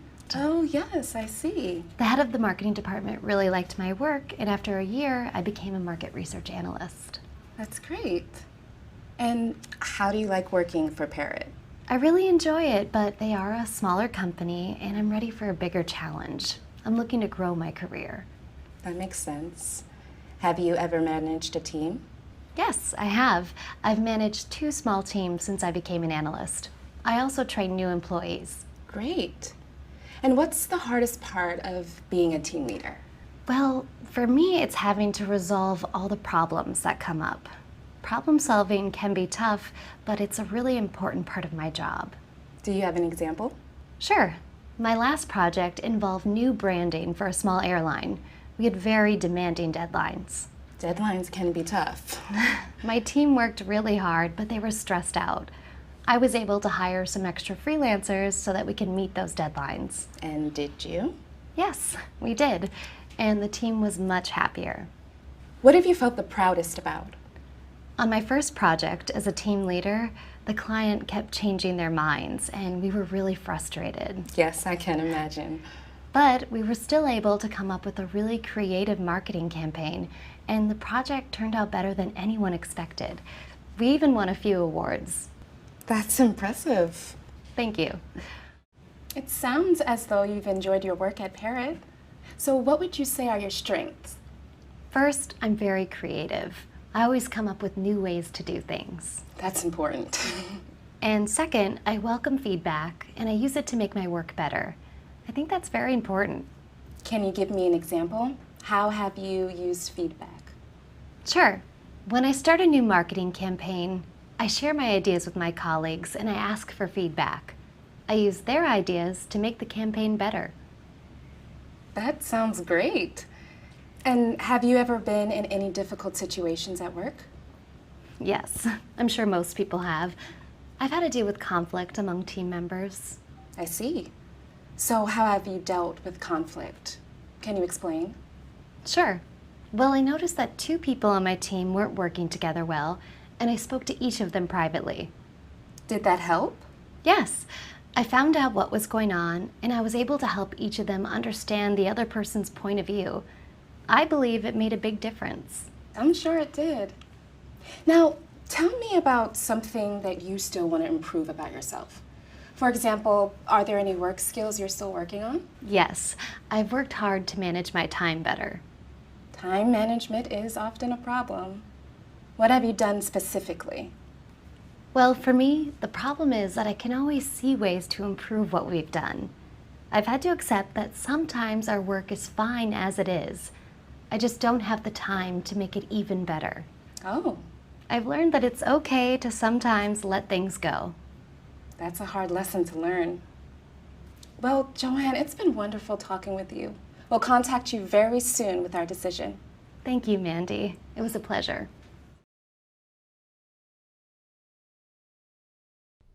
Main stress. We stress the important words in a sentence. Stressed words sound strong and clear. Listen. It's good to see you. One word has the main stress. It's good to see you. The vowel in the stressed syllable of the word with main stress has a long, clear sound. It's good to see you. How are you doing? There is a change in pitch on the word with main stress. The pitch can jump up or down on the stressed syllable of the word with main stress. Usually, it jumps up. The change in pitch makes the word stand out. Listen. How are you doing? I'm feeling great. I have a new job. I'm working at a restaurant. The main stress is often on the last important word in the sentence. Important words are usually words like main verbs, adjectives, or nouns. When one of these words comes at the end of a sentence, the main stress is often on the last word. The main stress isn't always on the last word, though. Listen. I'm studying graphic design. I love it. In the first sentence, the main stress is on the last word, design. In the second sentence, the main stress is on love. Love isn't the last word, but it's the last important word. Pronouns like it don't usually give new or important information, so they aren't usually stressed. I love it. It's nice to meet you. This doesn't mean that pronouns are never stressed. We often stress the word you, for example, when we direct a question back to someone. I'm studying graphic design. What's going on with you? Now listen and notice the main stress in these sentences. Is your friend still living in Tokyo? No, she's living in Boston now. In the first sentence, the main stress is on the last word, Tokyo. In the second sentence, the main stress is on Boston. Where she's living, Boston, is more important than when, now. Time expressions like now or these days often don't have the main stress. They often don't add new or important information to the sentence. Where are you working these days? I'm not living with my parents anymore. Listen to these sentences. Notice the main stress. I'm taking a dance class. I'm really enjoying it. I'm studying English at the moment. I'm going to Mexico soon. We're looking for a house. Our apartment is too small for us.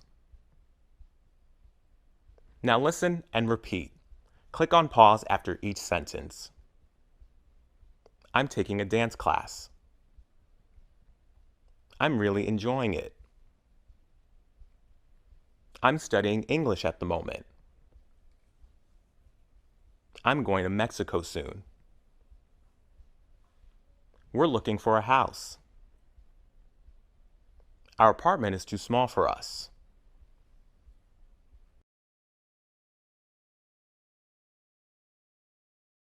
Thought groups.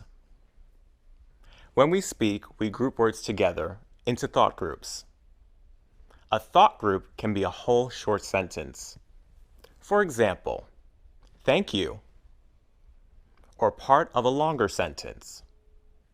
He started his own business after he lost his job a few months ago. In each thought group, one word has the main stress. He started his own business after he lost his job a few months ago. We link the words within a thought group together without stopping. She's working at a restaurant in the afternoon. We often pause or slow down a little at the end of a thought group. She quit her job when her baby was born. In writing, we sometimes, but not always, show the end of a thought group with punctuation. After we got married, we both changed careers. We both changed careers after we got married. The words in a thought group are usually connected by grammar and meaning. We usually say a time clause as a separate thought group. She was really happy when she got the job. I got engaged after I graduated from college. We also usually say a prepositional phrase as a separate thought group. We don't put a break between a preposition and the following noun. I lived in Colombia for about 3 years. He's working at a big hotel. There is often more than one way to divide a sentence into thought groups. We can say this sentence as 3 thought groups. Right now, I'm living with my parents and looking for a job. Or 5 shorter thought groups. Right now, I'm living with my parents and looking for a job.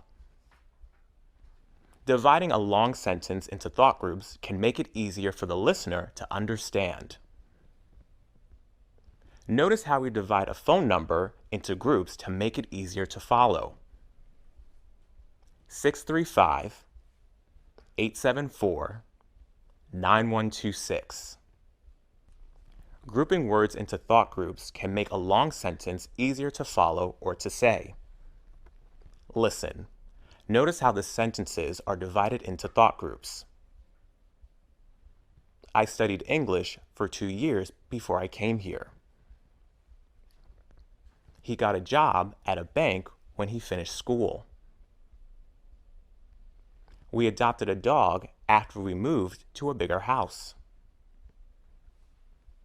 She took some classes in computer science after she graduated. After I lost my job, I got a certificate in graphic design. Now listen and repeat. Click on pause after each sentence. I studied English for 2 years before I came here. He got a job at a bank when he finished school. We adopted a dog after we moved to a bigger house. She took some classes in computer science after she graduated. After I lost my job, I got a certificate in graphic design.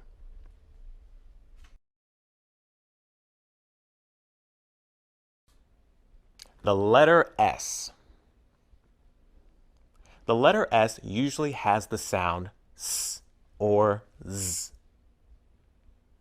To say the sound S, your tongue is just behind your teeth. S. Put your hand on your throat as you say S. You should feel nothing. S. The sound S is voiceless. You don't use your voice to say this sound. S.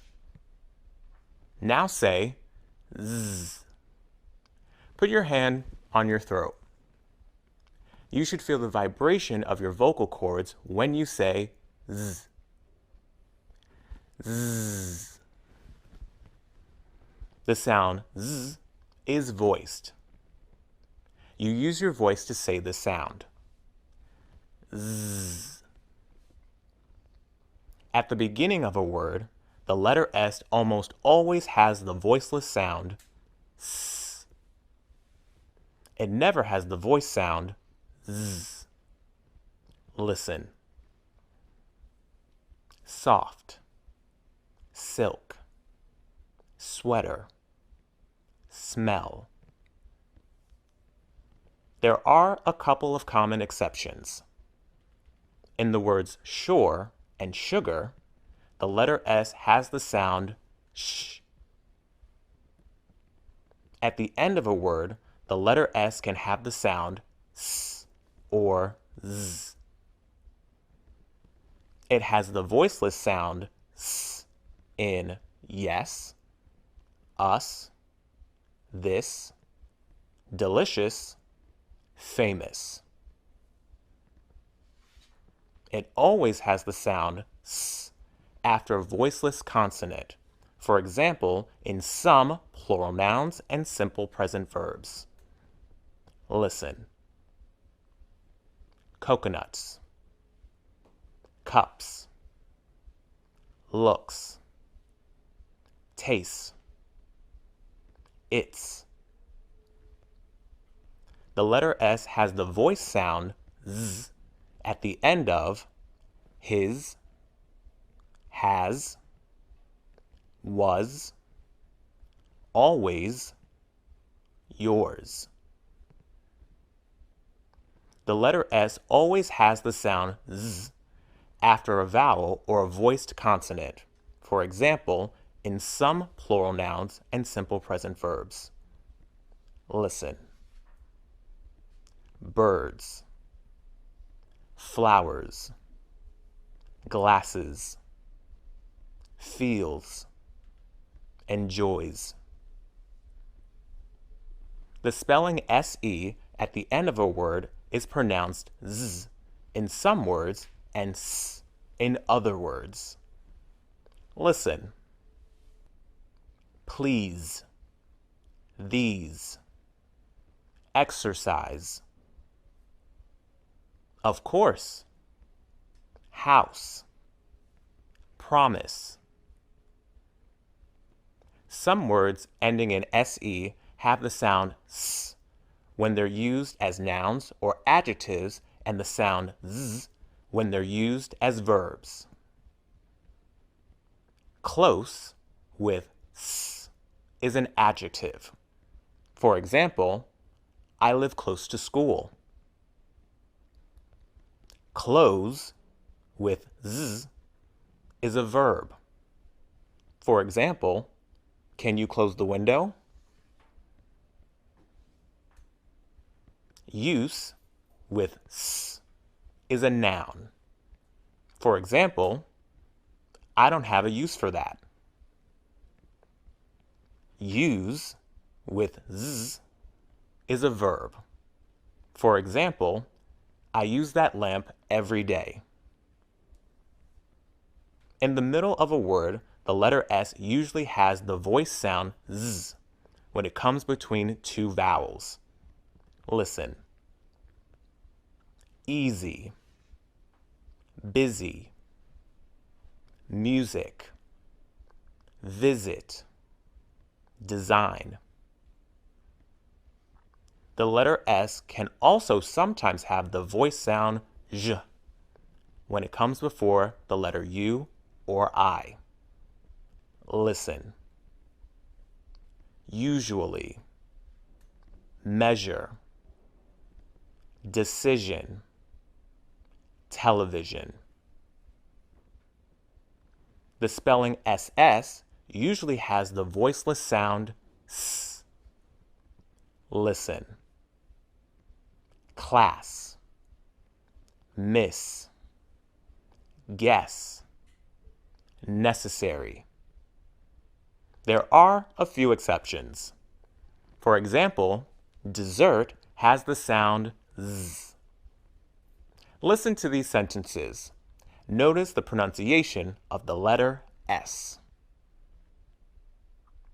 This is easy. The music sounds great. The sweater feels like silk.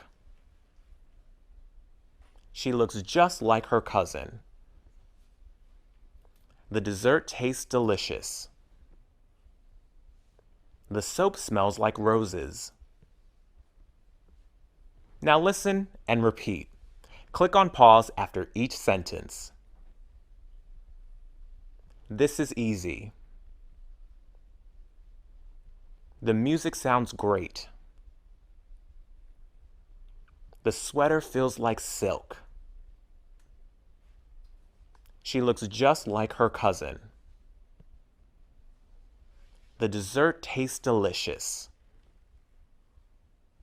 The soap smells like roses.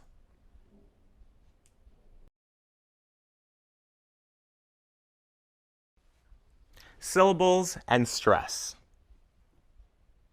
Words are made up of syllables. Proud, eager, afraid, amazing, personal. Each syllable has one vowel sound. Proud, eager, afraid, amazing, personal. Listen again and notice the number of syllables. Proud has 1 syllable. Eager has 2 syllables. Afraid also has 2 syllables. Amazing has 3 syllables. Personal also has 3 syllables. In words with 2 or more syllables, 1 syllable is stressed. In the word eager, the first syllable is stressed. Eager. In afraid, the second syllable is stressed. Afraid. In amazing, the second syllable is stressed. Amazing. In personal, the first syllable is stressed. Personal. The stressed syllable sounds stronger or louder. The stressed syllable is usually longer. The stressed syllable is also often higher in pitch. So, how do you know which syllable to stress? It can be hard to predict the stress in English words, but there are some rules that can help. In most adjectives with 2 syllables, we stress the first syllable. For example, eager, happy, quiet, careful. Not all adjectives follow this rule, though. For example, adjectives beginning with the syllable usually have stress on the second syllable. Listen. Ashamed, afraid, alone. The vowel in an unstressed syllable is short. It's often pronounced as the very short, weak vowel or as a short I. Listen. Alone. Quiet. Amazing. Notice that any vowel letter can be pronounced as the weak vowel in an unstressed syllable. Listen. Alone. Quiet. Difficult. Confusing. Careful. Many adjectives have an ending like OUS, IVE, or AL. These endings are unstressed and pronounced with a short, weak vowel. Listen. Famous. Nervous. Delicious. Negative. Positive. Creative. Special. Personal. Informal. Listen to these adjectives. Notice the stress and the pronunciation of the unstressed vowels. Lucky. Useful. Asleep. Social. Positive. Dangerous. Now listen and repeat. Click on pause after each word.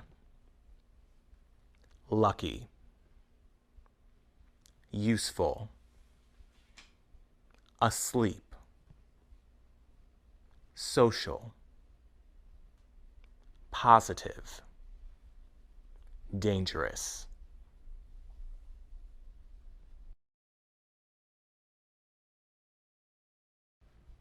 The ED ending in adjectives. Most adjectives ending in ED are pronounced the same way as verbs ending in ED. The pronunciation of the ED ending follows the same rules. the ed ending is pronounced 3 different ways. T, d, and id. It's pronounced as the sound t in embarrassed, as the sound d in bored, and as an extra syllable, id, in delighted. The pronunciation depends on the sound that comes just before ed. We pronounce the ed ending as id when the sound just before the ed is t or d. In delighted, the ed ending comes after the sound t. So we pronounce the ed ending id. Delighted. In crowded, the ed ending comes after the sound d. So again, we pronounce the ending id. Crowded. Crowded. The pronunciation id adds an extra syllable to the word. For example, delighted, crowded.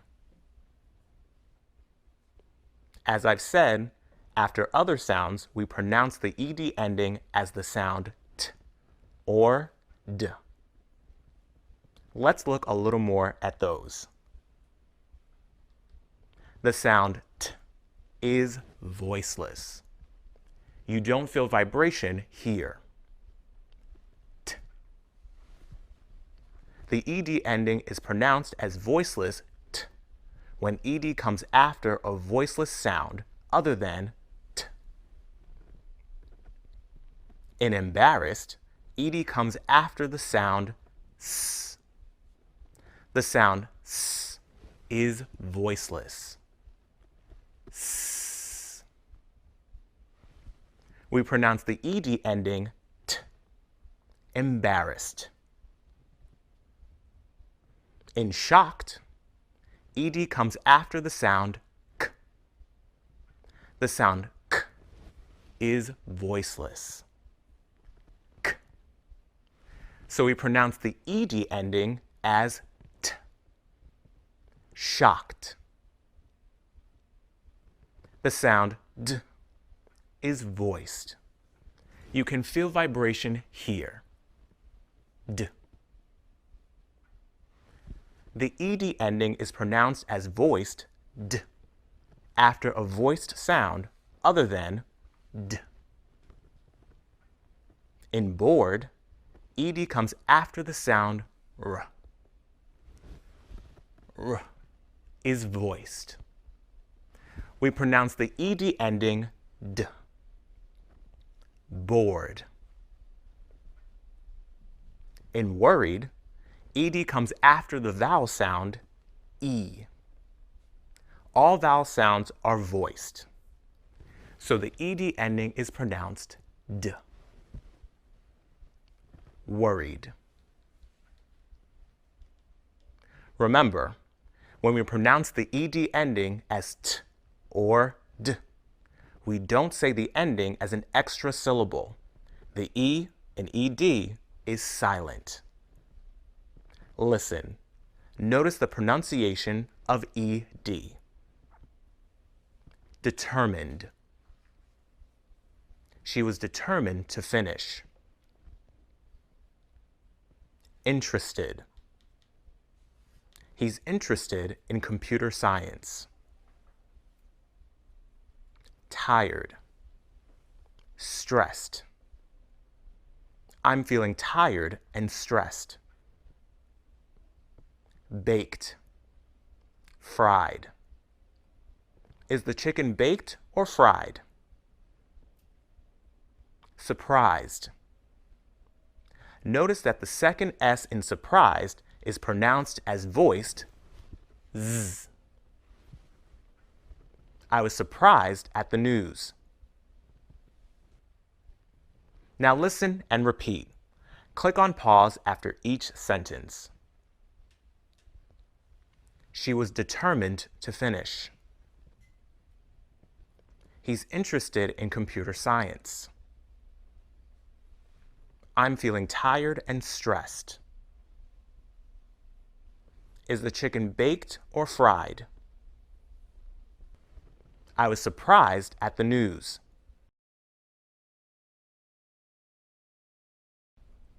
Stressed words.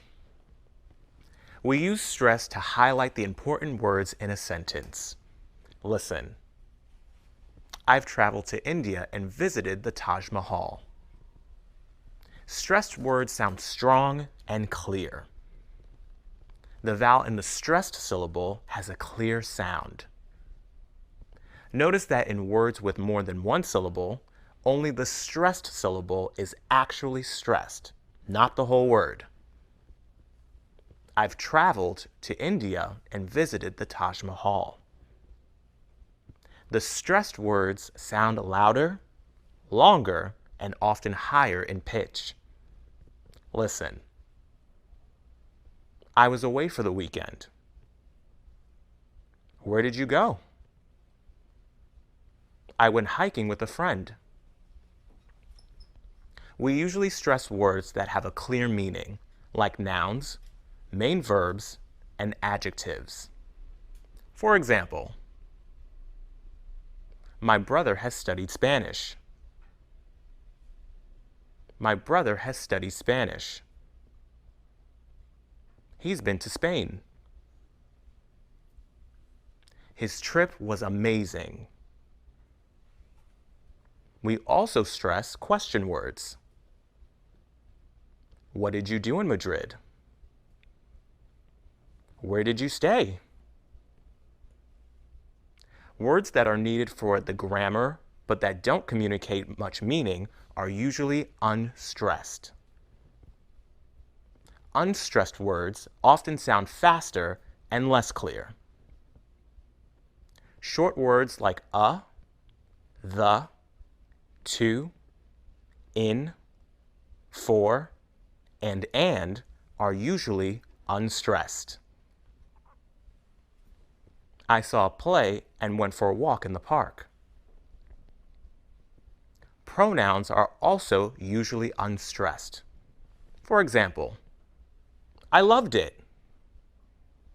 In the present perfect, we stress the main verb, the past participle. We don't usually stress have or has. Listen. My parents have traveled a lot. My sister has been to Morocco. Have and has are stressed, however, in negative contractions. Listen and notice the different stress. The meeting has started. The meeting hasn't started. The guests have arrived. The guests haven't arrived. Have and has are also stressed at the end of a sentence. Listen. Have you eaten breakfast? Yes, I have. Has your friend found a job? Yes, she has. Stress helps the listener focus on the important parts of a sentence. Listen to these sentences. Notice the stressed words. Have you taken a tour of the city? Yes, we have. It was interesting. Has she finished her homework? No, she hasn't started it. Have you seen the movie? I've already seen it twice. Now listen and repeat. Click on pause after each sentence. Have you taken a tour of the city? Yes, we have. It was interesting. Has she finished her homework? No, she hasn't started it. Have you seen the movie? I've already seen it twice.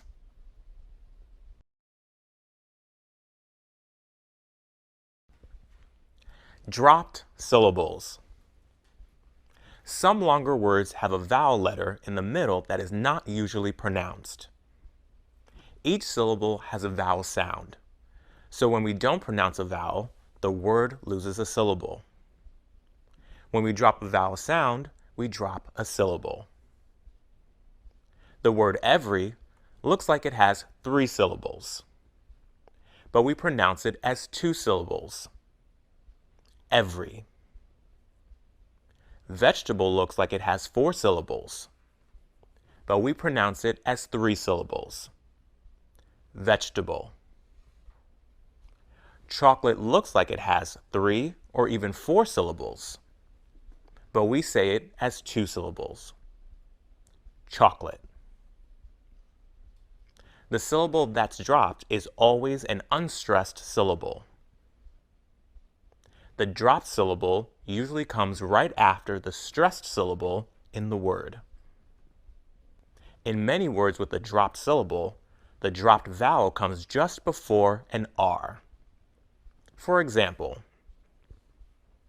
every, favorite,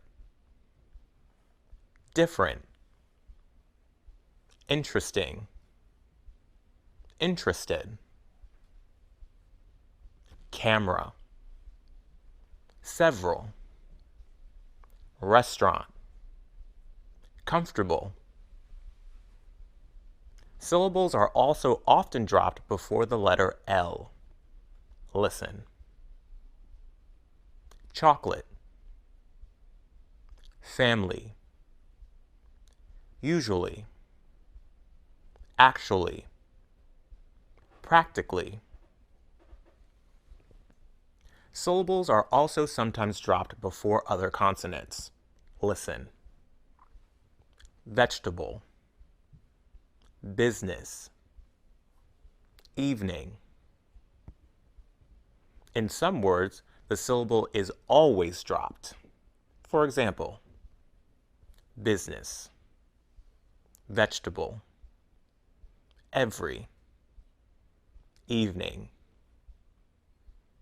Some words, though, have 2 pronunciations. Many people drop a syllable, but some people don't. For example, most people say the words interesting and interested with 3 syllables. Interesting, interested. But some people pronounce all 4 syllables. Interesting, interested. Most people say actually with 3 syllables. Actually. But some people use 4 syllables. Actually. Listen to these words with dropped syllables. Camera, everyone, several, interesting, usually, practically, actually, business, family, restaurant. Now listen and repeat. Click on pause after each word. Camera, everyone, several, interesting, usually, practically, actually, business, restaurant, family.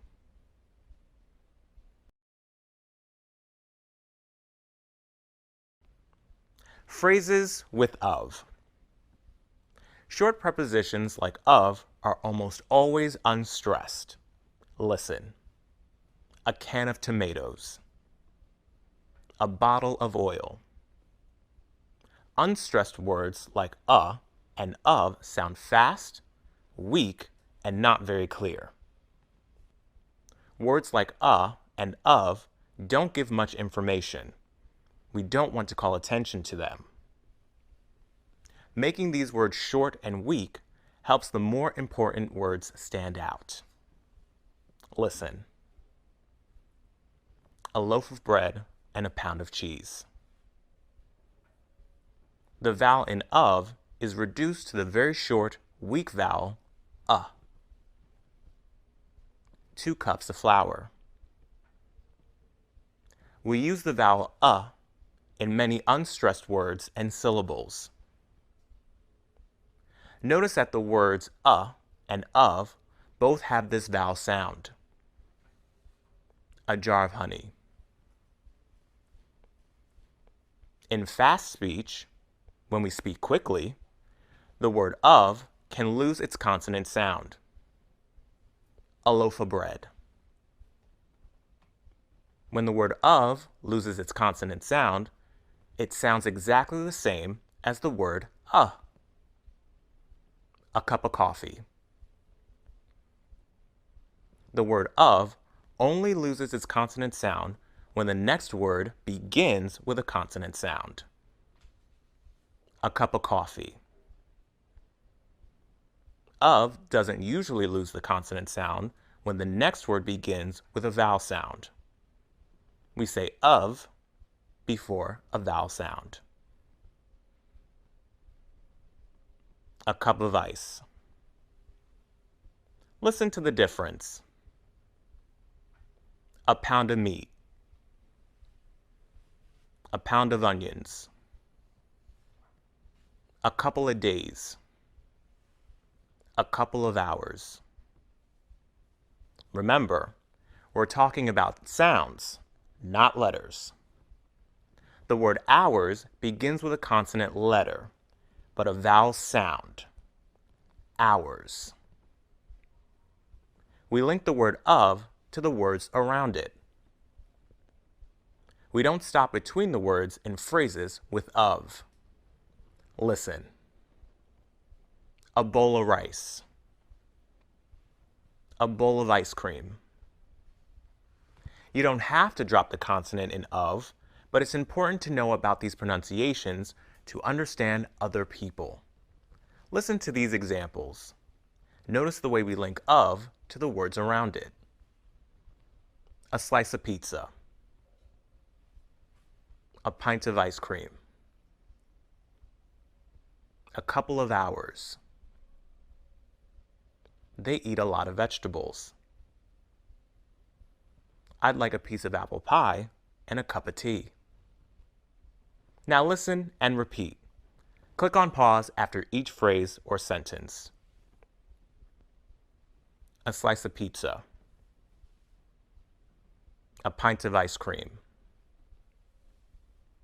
A couple of hours. They eat a lot of vegetables. I'd like a piece of apple pie and a cup of tea.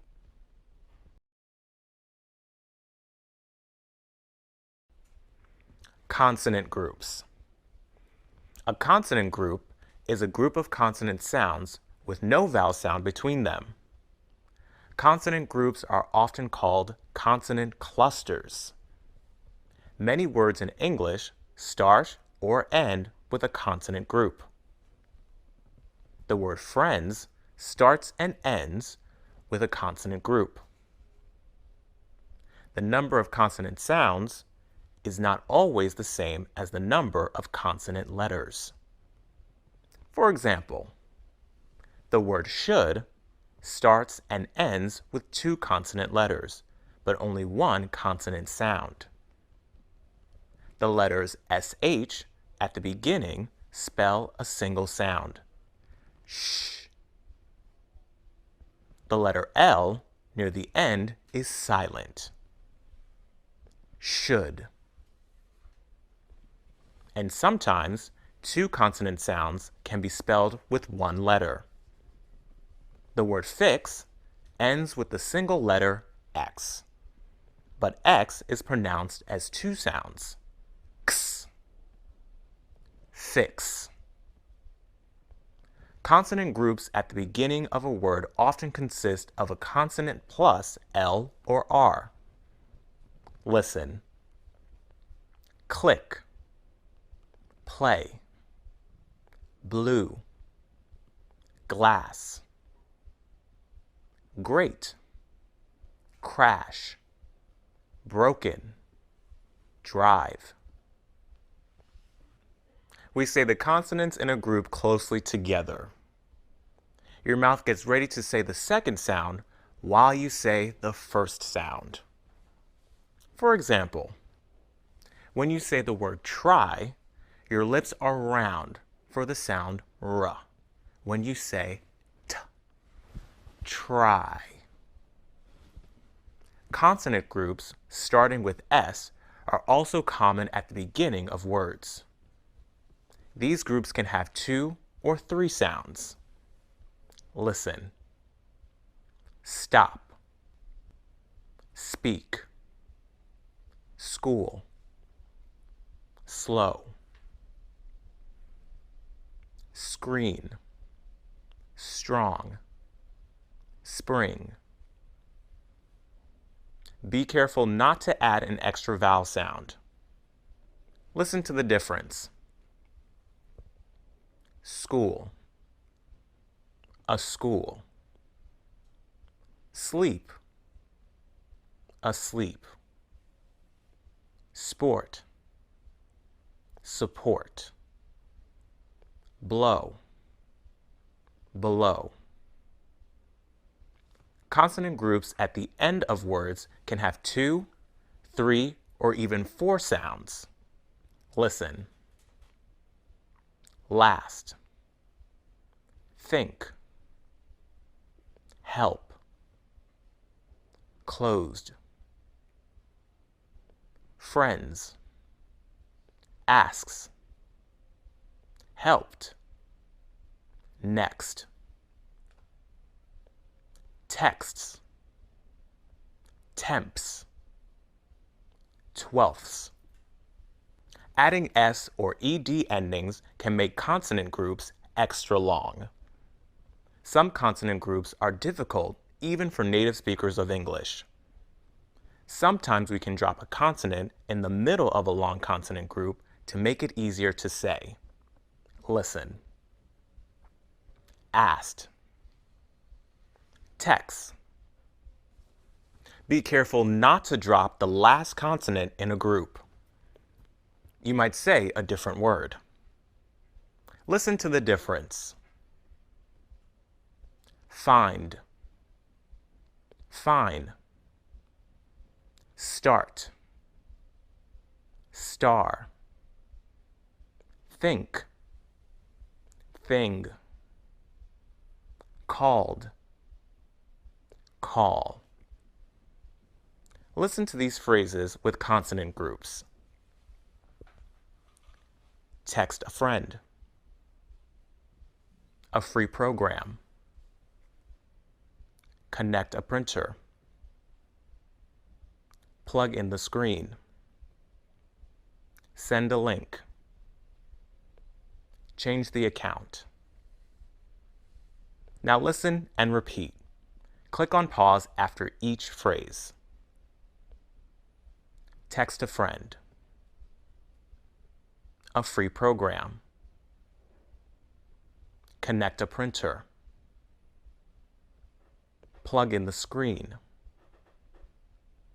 Send a link. Change the account.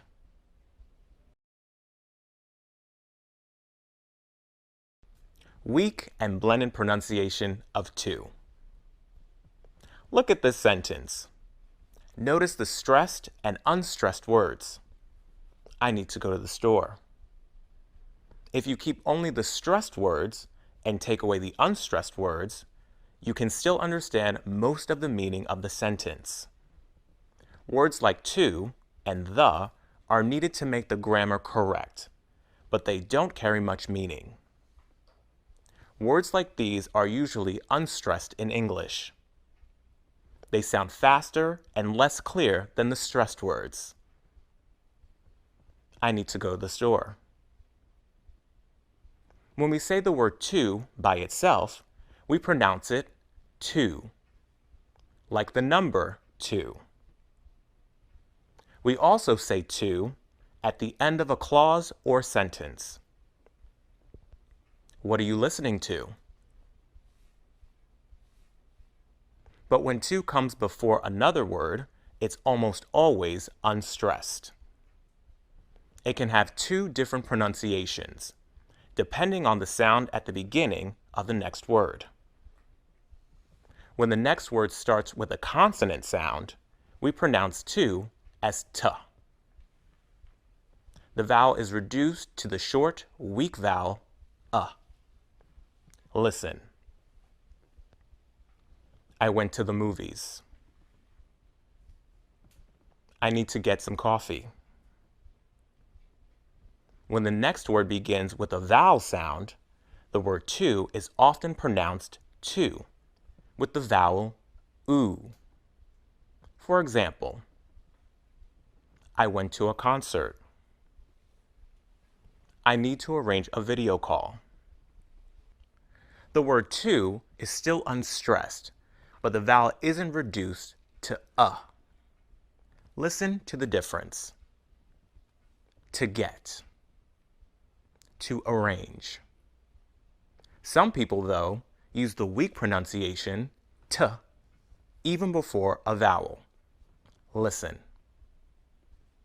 Do you want something to eat? We connect the word to the words around it. For example, I need to go to the bank. In the phrase have to, the words are so closely connected that they blend together. We blend have and to together to say have to. We pronounce the two words together as one word. Have to. I have to work late. Do you have to give a presentation? When we blend words together, sometimes sounds change. When we say the word have without to, it ends with the sound z. Have. But when we blend the words have and to together, we say have to.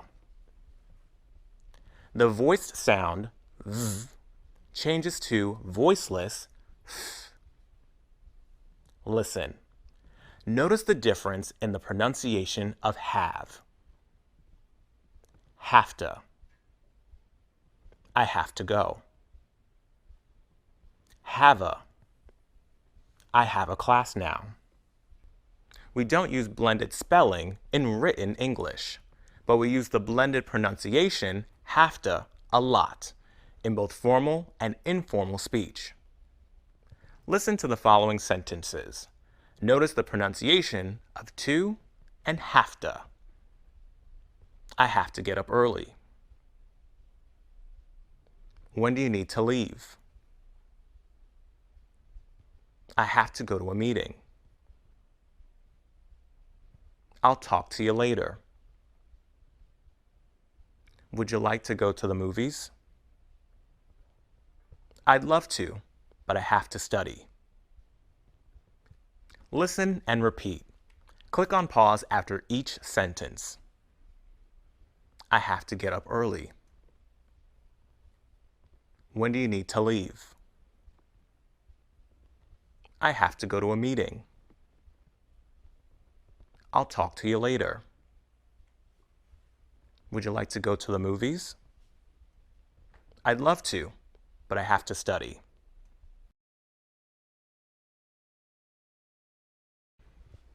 The vowels E and I. Listen to the different vowel sounds in these words. See. Sit. C has the vowel sound E. We also use this vowel in the words speak and repeat. Sit has the vowel sound I. We also use this vowel in the words give and listen. The sound E is a long sound. E. See. Pull your lips into a smile and say E. Watch. E. See. Push your tongue forward in your mouth. Move your tongue up a little as you say the sound. Listen. E. See. cheese, cream. E is a long, tense sound. Your mouth muscles should feel tense or tight. E. The sound I is a shorter, more relaxed sound. I. Sit. Don't pull your lips into a smile for I. Your mouth is open just a little. I. Sit. Your tongue is just a little lower in your mouth. I. Sit. Rich. Think. Notice the difference between the two vowels. You should feel your muscles working here and here when you say E. See. You should not feel your muscles working when you say I. Sit. Listen to these pairs of words with the sounds E and I. Can you hear the difference? Eat. It. Cheap. Chip. Leave. Live. Reach. Rich. Notice the different ways these sounds are spelled. The sound E is usually spelled with the letter E, as in me or we. We often use two letters to spell this sound. For example, EE, as in see, cheese, or sweet, or EA, as in eat, speak, or leave. At the end of a word, the sound E is usually spelled with the letter Y, as in very or spicy. The sound I is usually spelled with the letter I, as in sit, rich, or live. As always with English spelling, there are exceptions. The letter I has the sound E in pizza and machine. And the letter E has the sound I in English. Many languages have a sound very similar to the long vowel E. Most languages, however, don't have the short vowel I. Listen to the following sentences.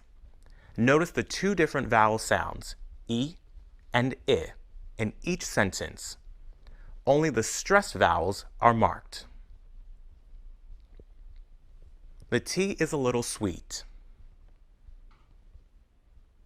The coffee is really bitter. Do we need anything for dinner? Can you pick up a spinach pizza? I think you're sitting in my seat. My ticket says 16E. Now listen and repeat. Click on pause after each sentence. The tea is a little sweet. The coffee is really bitter. Do we need anything for dinner? Can you pick up a spinach pizza? I think you're sitting in my seat. My ticket says 16E.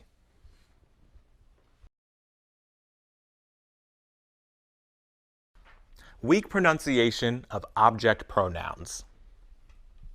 Pronouns like her and them are usually unstressed. Listen. I told her. We bought them a gift. Pronouns don't usually give new or important information, so they aren't usually stressed. Notice the difference in stress. I called Maggie. I called her. We want stressed words to stand out, while unstressed words fade into the background. I wrote him a note. To de-emphasize the unstressed words, we make them shorter and weaker. We say many unstressed words with a short, weak vowel sound. For example, notice the difference when we say the word them alone and in a sentence. Them. I saw them. In some unstressed words, we drop a sound completely. Asker. When the words him, her, he, and his are unstressed, we often drop the H sound. The H is silent. She bought him a watch. Did he like it? When we drop the H, we always link the pronoun to the word before it. We link the vowel sound after the silent H to the word before it. Caller. Caller. Did he like it? Is he busy? I sent him an email. What's his name? We don't drop the H at the beginning of a sentence or after a pause. He liked it. In fast speech, we also sometimes drop the TH sound in them. I sent him a card. This can make the pronouns him and them sound very similar. Listen. I asked him a question. I asked him a question. When we drop the TH sound, we link the pronoun to the word before it. Column. The TH in them is dropped in informal, fast speech. The H in him, her, he, and his is dropped in all types of speech. Notice that we don't drop the H when a pronoun is stressed. Pronouns are normally unstressed, but they can be stressed for special emphasis. For example, I told him, but I haven't told her. Listen to these sentences. Notice the pronunciation of the pronouns and the linking when H is silent. Did he get her a gift? He bought her a necklace. Her parents gave her a camera. Call him and tell him the news. What's his phone number? Now listen and repeat. Click on pause after each sentence. Did he get her a gift? He bought her a necklace. Her parents gave her a camera. Call him and tell him the news. What's his phone number?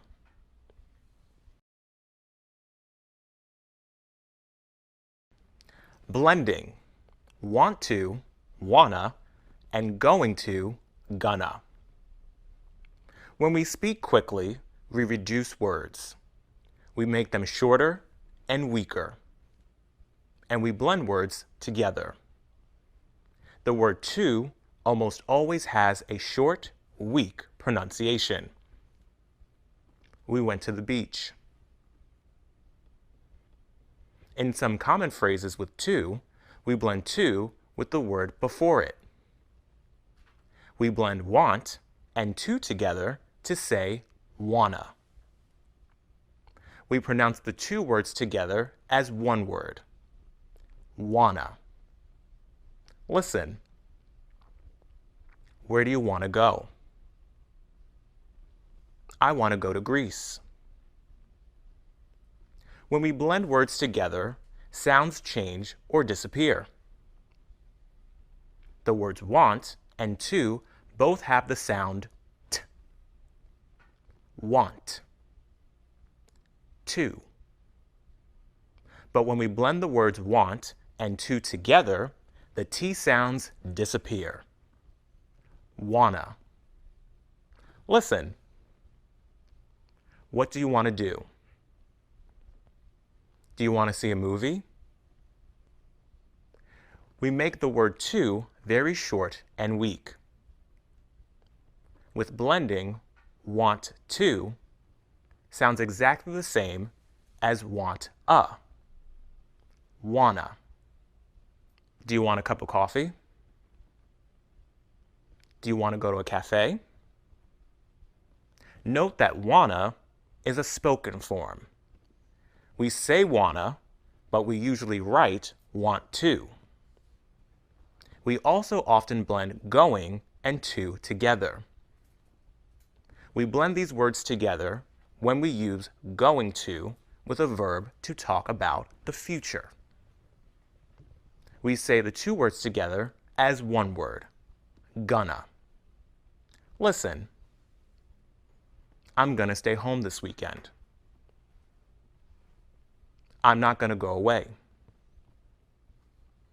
When we blend words together, we drop or change sounds to make the phrase shorter and easier to say quickly. The 3 syllables of going to become 2 syllables in gonna. The word to loses its T sound and the vowels become weaker. Going to becomes gonna. What are you going to do?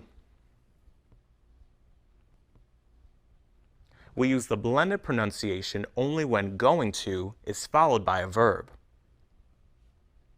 We don't use the pronunciation gonna when going to is followed by a noun. Notice the difference. We're going to Mexico. We're going to the coast. We're going to stay at a beach resort. Gonna is a spoken form. We say gonna, but we normally write going to. Notice that the word to is included in gonna. We don't add an extra to after it. I'm gonna watch a movie. Listen to these sentences. Notice the blended pronunciations. Are you gonna be around this weekend? Do you want to go for a bike ride? I want to go camping, but I think it's going to rain. I'm going to Japan in the spring. I want to see the cherry blossoms. Listen and repeat. Click on pause after each sentence. Are you going to be around this weekend? Do you want to go for a bike ride? I want to go camping, but I think it's going to rain. I'm going to Japan in the spring. I want to see the cherry blossoms.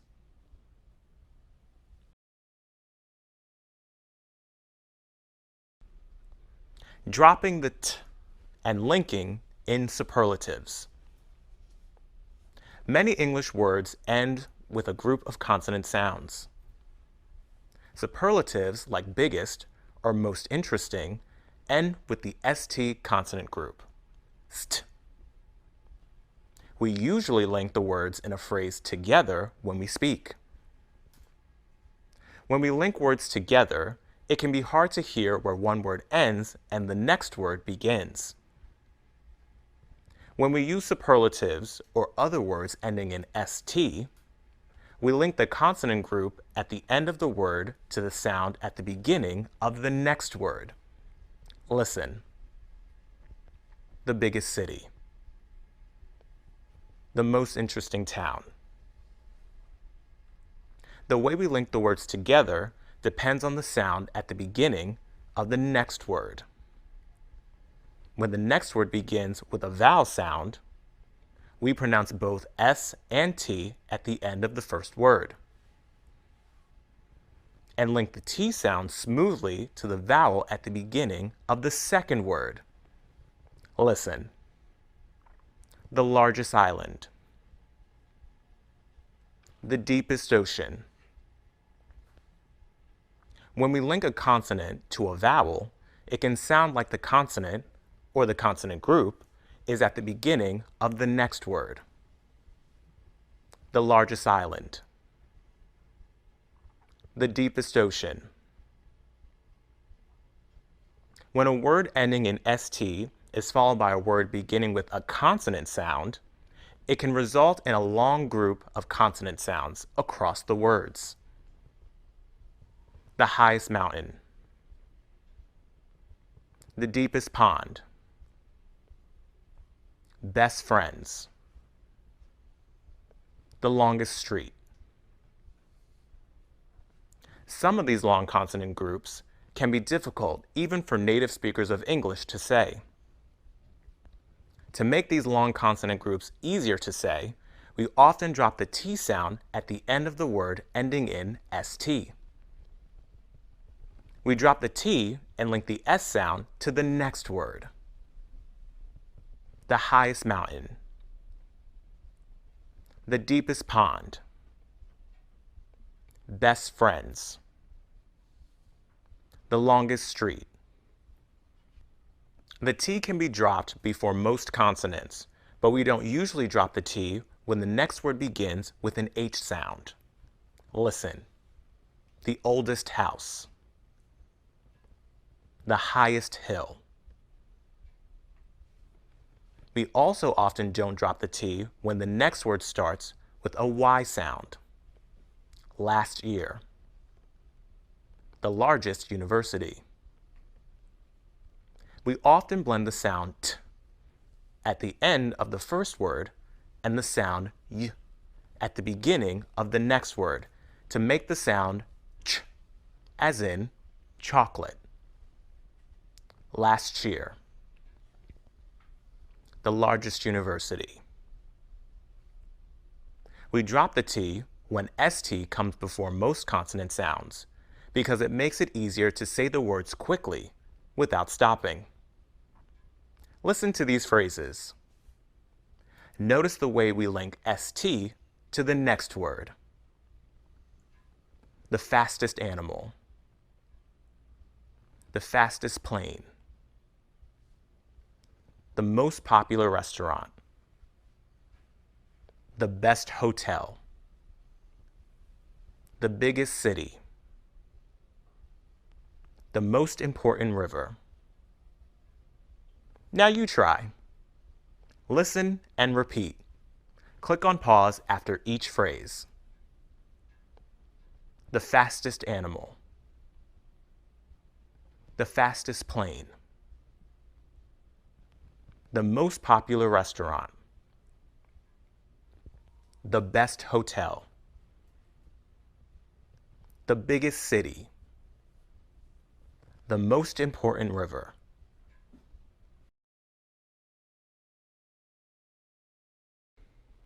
Intonation, showing enthusiasm.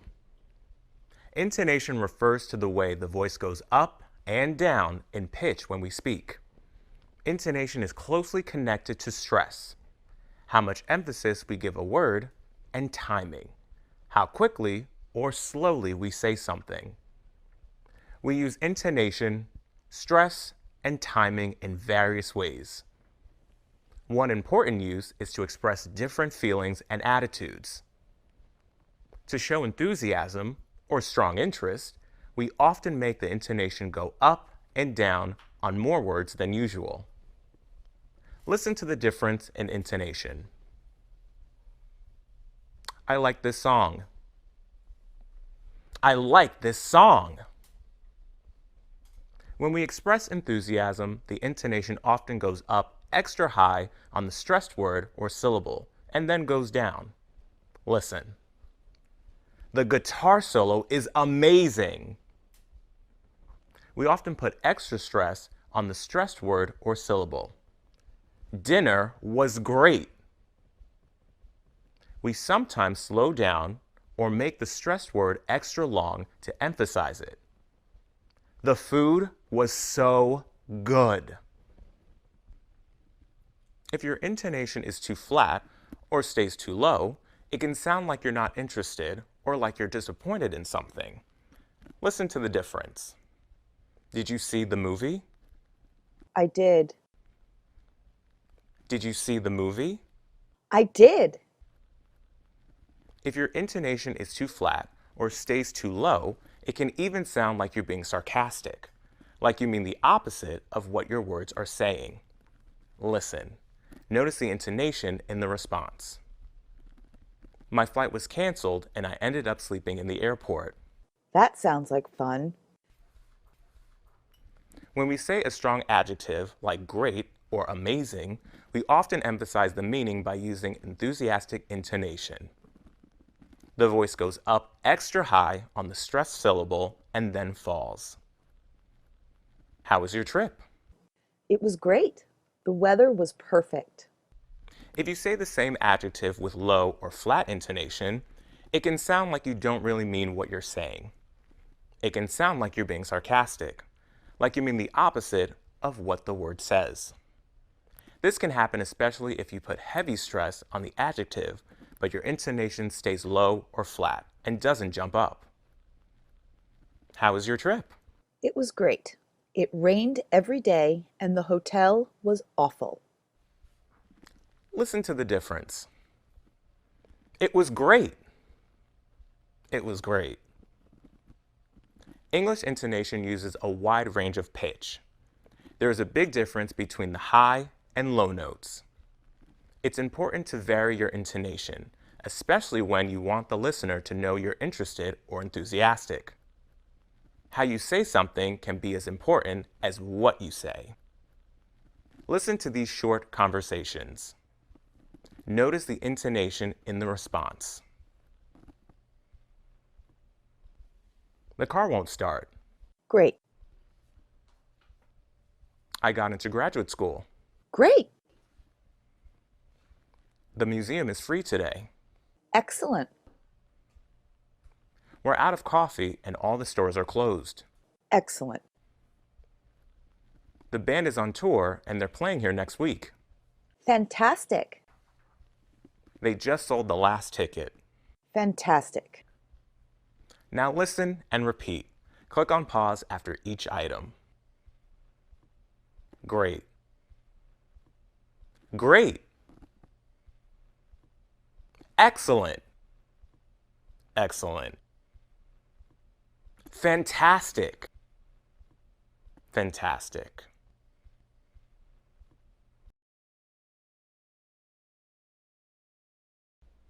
Main stress to emphasize a contrast.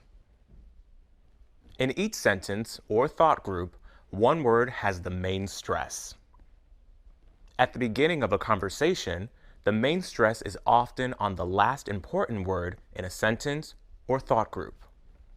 Listen. Notice the main stress in each sentence. Do you want to see a movie on Friday? I'm busy on Friday. How about next Friday? In the first sentence, the main stress is on movie. The event, a movie, is the most important idea. As a conversation continues, we usually put the main stress on information that is new or makes a contrast. The word busy gives new information, so it has the main stress. In the last sentence, Speaker B puts the main stress on next to highlight a contrast. Next Friday, not this Friday. Listen again. Do you want to see a movie on Friday? I'm busy on Friday. How about next Friday? We can say the same sentence but use different stress, depending on the contrast we want to highlight. Listen. Do you want to go out to dinner next Saturday? How about next Friday? Speaker B puts the main stress on Friday to highlight the contrast with Saturday. Friday, not Saturday. Same sentence, different stress. Listen to this sentence. Anya has 2 sisters. The main stress is on the last important word, sisters. That's the stress we usually use in making a statement. We're just describing Anya's family. Now listen to the same sentence in this short conversation. I think Anya has 1 sister. No, she has 2 sisters. Speaker B puts the main stress on 2. 2 sisters, not 1 sister. We often use extra strong stress to emphasize a contrast. Listen. I think Anya has 2 brothers. Anya has 2 sisters. Speaker B uses extra stress for emphasis. Sisters, not brothers. We can use stress to emphasize any word for contrast, including words that aren't usually stressed at all. Listen. Do they have a son or a daughter? They have a son and a daughter. The word and is usually unstressed. They have a son and a daughter. But in this conversation, and is stressed to contrast with or. Speaker A thinks they have 1 child. Speaker B emphasizes that they have both a son and a daughter. The verb be is also usually unstressed, but it can be stressed for contrast. Listen. Should we leave for the airport around 6? No, we have to be there at 6. The verb be is stressed to contrast with the verb leave. Listen to these short conversations. Notice the way speaker B uses stress to emphasize a contrast. Should we meet on Tuesday at 9? How about Tuesday at 10? Should we meet on Monday at 10? How about Tuesday at 10? Let's get pizza for dinner. We had pizza last night. We had chicken last night. We had pizza last night. Enjoy the ballet with Sam. I'm going to the opera with Sam. Enjoy the opera with Mia. I'm going to the opera with Sam. Now listen and repeat. Click on pause after each sentence. How about Tuesday at 10? How about Tuesday at 10?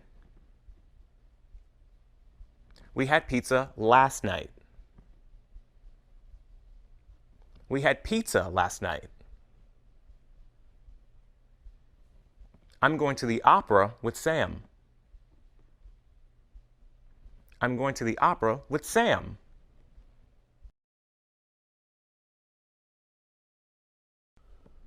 The letter A. Notice the different ways that the letter A is pronounced in these words. Late has the vowel sound A. Cab has the sound A. Car has the sound ah. And in address, the letter A has the short, unstressed sound The sound A is the sound you hear in the name of the letter of the alphabet, A.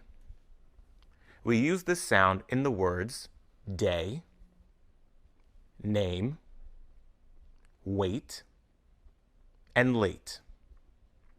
The sound A is a long sound. The lips are spread wide. A. Day. Move the front of your tongue up a little as you say the sound. A. The letter A usually has the sound A in one-syllable words that end with a silent E.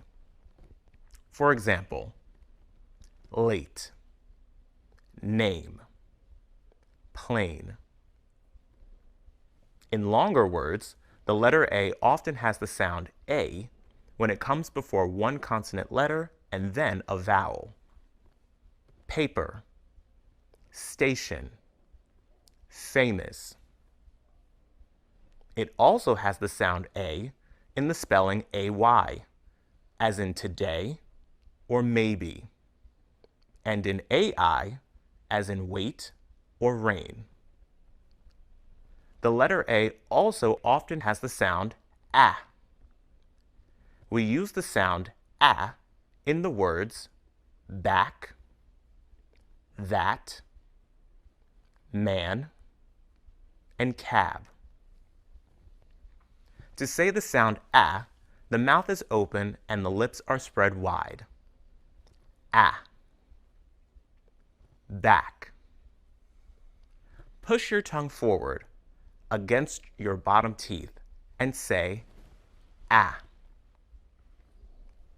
A. The letter A usually has the sound A in one-syllable words that end with a consonant letter. A. Cab. Back. That. Man. In longer words, the letter A usually has the sound A when it comes before two consonants, as in after, happen, or matter. But it can also have the sound A before one consonant, as in family or travel. Compare these spellings for the sounds A and A. Plan, plane, ran, rain, back, bake, happen, paper. When A comes before the letter R, the letters are often pronounced together as the sound R. The mouth is very open for the sound Ah. Curl the tip of your tongue up and back a little for the sound R. R. Don't touch the top of your mouth with your tongue. Say the vowel and the R sound together. R. Hard. Start. Car. Apartment. The letter A can also have the sound Ah when it's not followed by the letter R.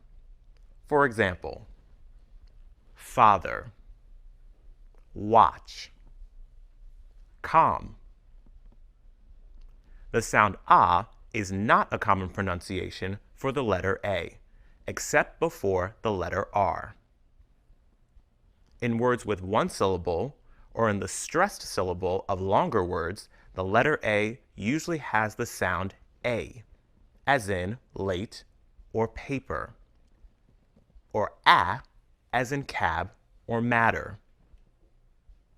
In unstressed syllables, the letter A often has the short, weak vowel sound about, probably, woman, address.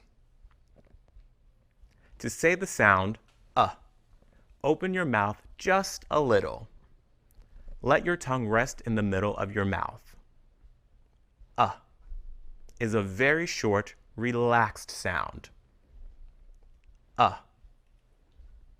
About, woman. The sound is the most common vowel sound in English. Any vowel letter can be pronounced as in an unstressed syllable. The letter A, for example, is pronounced as the sound in about, again, address, woman, extra, China. The letter A is also pronounced as in many unstressed words. Listen. A man and a woman. Listen to these examples. Notice the different ways that the letter A is pronounced. a man and a woman. An apple and a banana. It started to rain. I was alone and afraid. I'm making pasta and salad. Can you bake a cake? Now listen and repeat. Click on pause after each item. A man and a woman. An apple and a banana.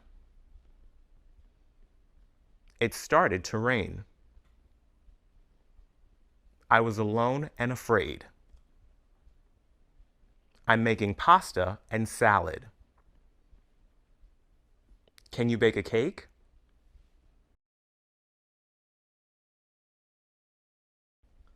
Stress in compounds. A compound is a word made up of two or sometimes three shorter words. We put the words together to make a new word with its own meaning. In a compound noun, two words function together as a single noun. Compound nouns are very common in English. We write some compound nouns as two separate words, and some other compound nouns as one word. And in some compounds, we use a hyphen to connect the words. Whether they're written as one word, two words, or with a hyphen, compound nouns are usually pronounced as a single word, with one main stress. Most compound nouns have stress on the first part, the first word in the compound. Listen. Laundry room. Floor lamp. TV stand. Bathroom. Bookcase. Hallway. Mother-in-law. There are some exceptions, though. Some compound nouns have stress on both words. Listen. Backyard. Social media. Computer science. Stress on the first word is much more common, though. Stress can show the difference between a compound noun and an ordinary adjective plus noun phrase. With an ordinary adjective and noun, we stress both words. Listen. New chairs. A small table. Compare the stress in these compound nouns. Armchairs. A coffee table. Stress is important here. The same words can sometimes be used as an ordinary adjective plus noun or as a compound noun, but the stress is different. A green house is just a house that is green in color. They live in the green house on the corner. But the compound noun, greenhouse, is a glass building for growing plants. The compound noun is a single noun with its own meaning. They grow tomatoes in a greenhouse. So far, we've just talked about compound nouns. But there are other types of compounds too. We use the words any, every, some, and no to make compound pronouns. Compounds that begin with any, every, some, or no have stress on the first word, like compound nouns. Listen. Someone. Anything. Nobody. Everywhere. Sometimes. Compounds with any, every, some, and no are almost always written as one word. There's one exception. No one is written as two words. There are also compound adverbs. Compound adverbs of position or place answer the question where. The dog is outside. We're moving overseas. They live nearby. Unlike the other compounds we've talked about, these compound adverbs usually have stress on the second word. Listen. Outside. Overseas. Indoors. Upstairs. Nearby. Listen to these sentences. Notice the stress in the compounds. Sometimes we eat outside. There's a picnic table in the backyard. Are you doing anything this weekend? I'm going to a new art gallery downtown.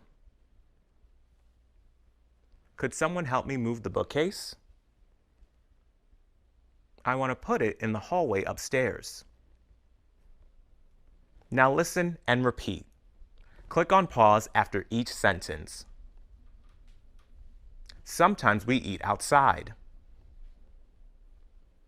There's a picnic table in the backyard. Are you doing anything this weekend? I'm going to a new art gallery downtown.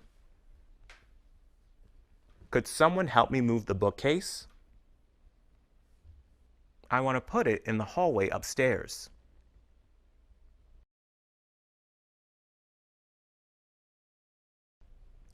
Stressed syllables in nouns. In words with 2 or more syllables, one syllable is stressed. The stressed syllable sounds stronger, longer, and clearer than the other syllables. In some languages, stress is easy to predict. For example, it's always on the first syllable of a word. Stress isn't as easy to predict in English words, but there are some general rules that can help. Listen to these words. Notice the number of syllables and the stress. Letter. Prefer. Language. Project. Business. All these words have 2 syllables. Notice the part of speech. All these words are nouns, except for the verb prefer. Listen again to the stress. Letter.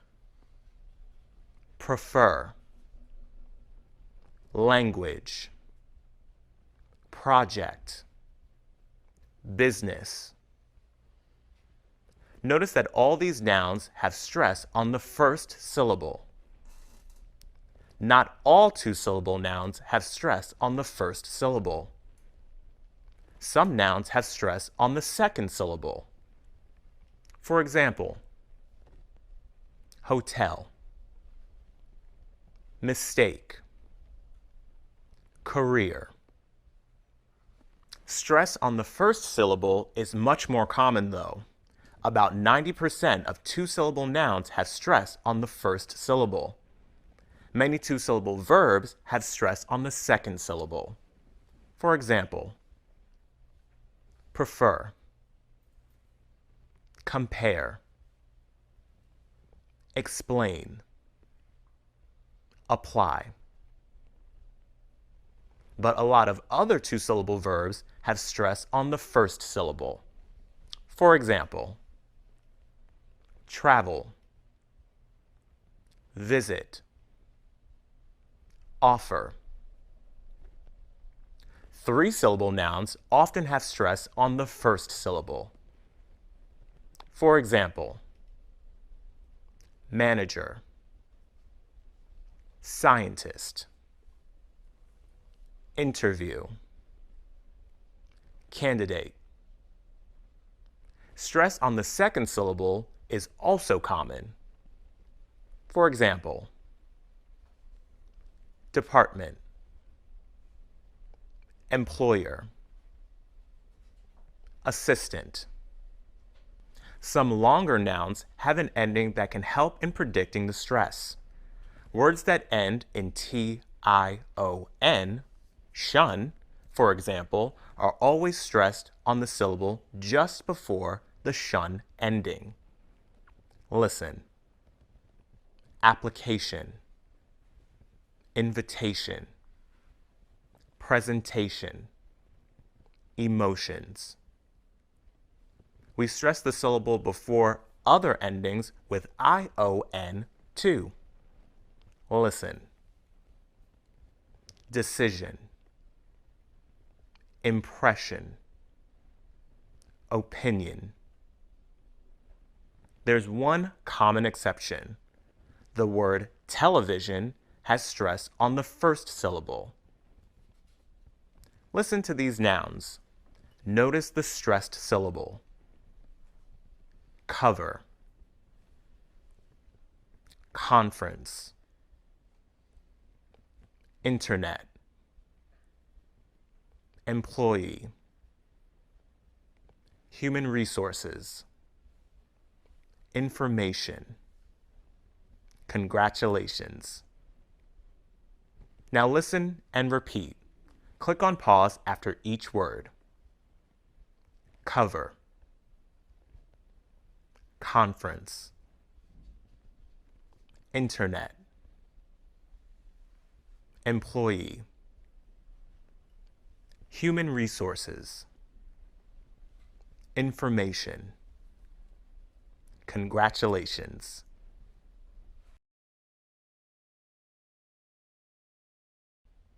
Weak and contracted pronunciations of have and has. Some words are not usually stressed when we use them in a sentence. When we use the present perfect in a sentence, we stress the main verb, the past participle.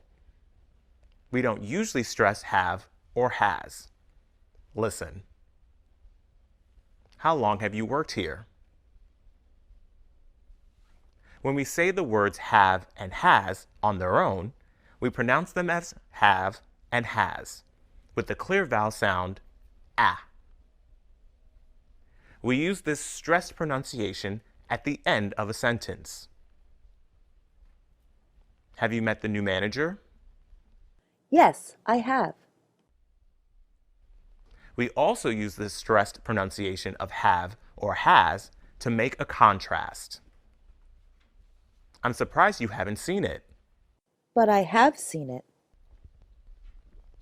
Most of the time, though, have and has are unstressed in the present perfect and have a weak or contracted pronunciation. Weak pronunciations sound faster and less clear. Making have or has shorter and less clear helps the main verb stand out. In the middle of a sentence, unstressed have and has often lose their H sound. My parents have been married for 30 years. How long has your sister lived in Japan? We don't drop the H sound at the beginning of a sentence. Have you found a job? When we drop the H, we link have or has to the word before it. How many countries have you visited? How long has Anna been a programmer? When have comes after a word ending in a consonant sound, we pronounce it of, like the word of. How long have you lived in New York? All my friends have moved. When have comes after a word ending in a vowel sound, we pronounce it as the sound v. We write this as the contraction apostrophe VE, especially after a pronoun. I've never lived anywhere else. We've been really busy.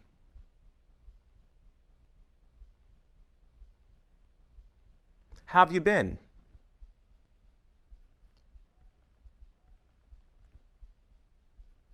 The word has is often pronounced as the sound s or z. when it comes after another word. We write this as the contraction apostrophe S, especially after a pronoun. We pronounce has as the sound S after the voiceless consonants P, T, K, F. It's been a long time. Jack's had 2 job interviews. We pronounce has as the sound Z after most other consonants and after vowels. She's lived here for a long time. Sam's been really helpful. The contraction of has is exactly the same as the contraction of is. The pronunciation follows the same rules. She's traveled a lot. She's traveling a lot. We pronounce has as is after the hissing sounds s, z, sh, ch, j. We don't usually write this as a contraction. George has created a budget. The price has gone up. Listen to these sentences. Notice the weak and contracted pronunciations of have and has. How long have you lived here? I've lived here for 10 years. My parents have been married for a long time. How long have they been married? How many jobs has she had? She's only had 2 jobs. Now listen and repeat. Click on pause after each sentence. How long have you lived here? I've lived here for 10 years. My parents have been married for a long time. How long have they been married? How many jobs has she had? She's only had 2 jobs. Page 16, Media Project, Exercises 1A and 1B. Hi everyone, it's you. Here's what I've been up to lately. I'm still studying engineering, but I'm also working at a lab on the weekends. Here's the lab. I'm not living with my parents anymore. I'm living in the dormitory at the university. Here's a picture of my dorm room. On the weekends, I love spending time with my friends. We like to play cards or sing karaoke. What's going on with you these days? Page 28, Media Project, Exercises 1A and 1B. Hi everyone, it's Fatma. I want to tell you about my running shoes, the Glider. They're my new favorite.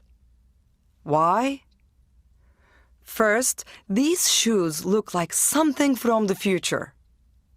They have a really fun design. Also, they are great for running because they are so light and you can move quickly and easily in them. Lastly, they're just really comfortable. You feel like you're walking on clouds when you wear them. The material inside is very soft like a fluffy sock. So, if you are looking for a great pair of running shoes, you should get a pair of these. Page 40, Media Project, Exercises 1A and 1B. Hi, it's Anna. I had a busy weekend. On Saturday, I went to the beach with my friends. The water was so clear and there were lots of colorful fish. And the weather that day was beautiful. We had such a great time. On Sunday, I went to a concert. I've been to a lot of different concerts, but this was my first outdoor concert. We were able to get seats pretty close to the stage, so we had a good view of the band. They played a lot of great songs, and the lead singer was amazing. Overall, I had a really exciting weekend. Page 52. Media Project. Exercises 1A and 1B. Hi everyone, it's Eugene. I want to make my favorite meal, japchae, or Korean glass noodles. Here's what I have. Okay, I have a package of noodles, a bag of carrots, 3 cups of spinach, 2 green onions, a bottle of sesame oil, a bottle of soy sauce, and a jar of sesame seeds. I don't have any mushrooms or beef. I need a ½ pound of each. I guess I need to go shopping again since I don't have all the ingredients. Page 64. Media Project. Exercises 1A and 1B. Hi everyone, it's Omid.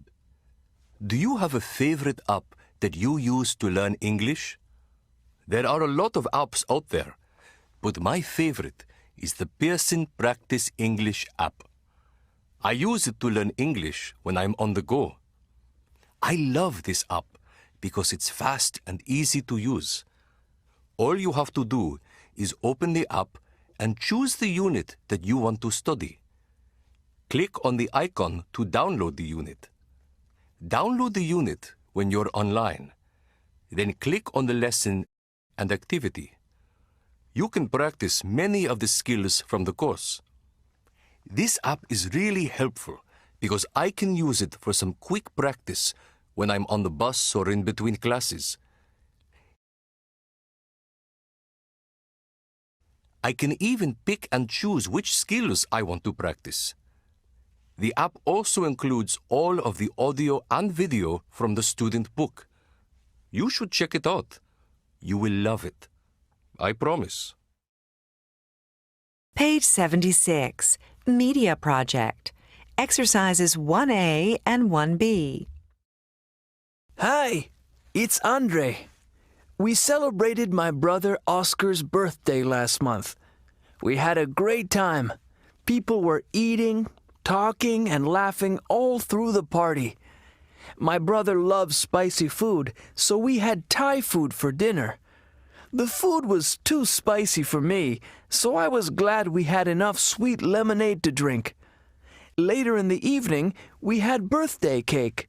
The cake was delicious, but it was really rich. My brother got a lot of nice gifts. I gave him a handmade scarf, and my parents gave him a camera. He was so surprised. He was still smiling when the party ended. Page 88. Media Project. Exercises 1A and 1B. Hi everyone, it's Paula. I'm looking forward to your group's visit to La Paz, here in Bolivia.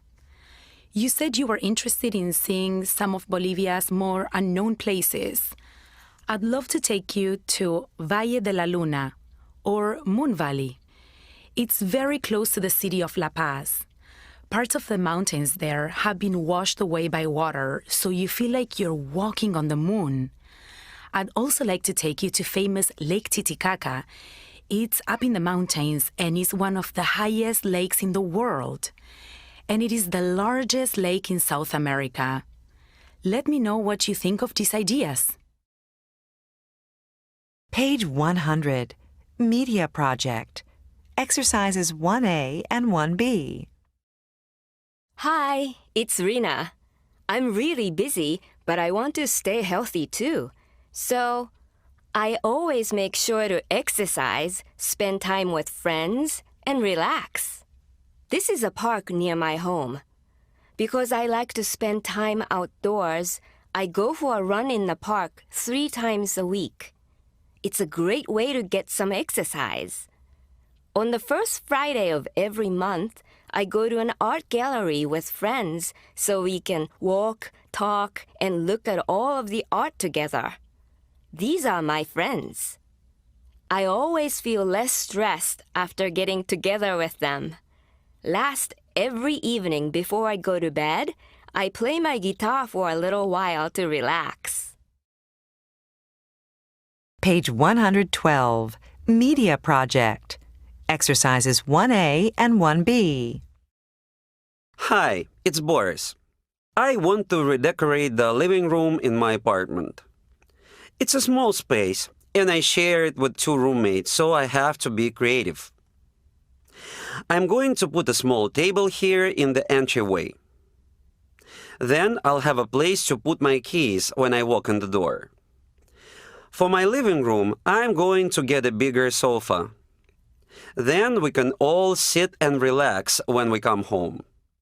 I'm also going to get a small dining table and chairs. I'll put them near the kitchen over here, so we can eat our meals there. Thanks for watching.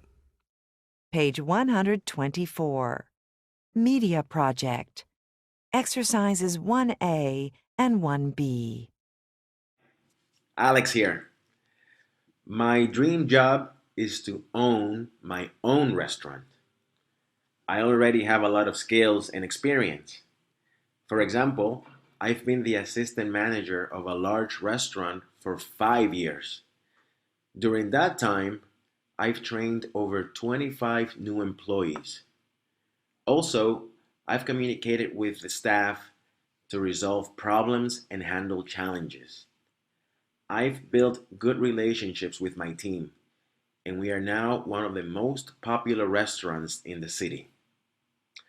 I don't have a lot of experience in marketing, so I'm going to take a marketing class this fall.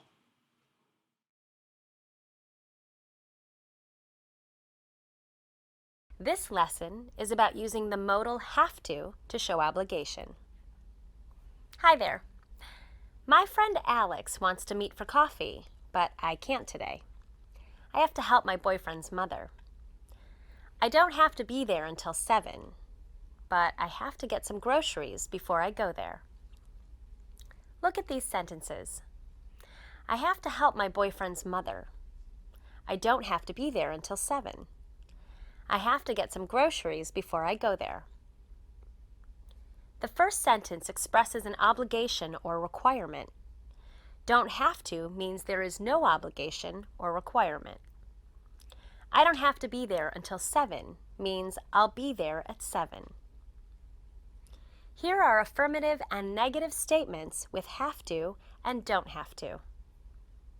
Notice that we use has with he, she, and it. For example, I have to work late. You have to work late. He has to work late.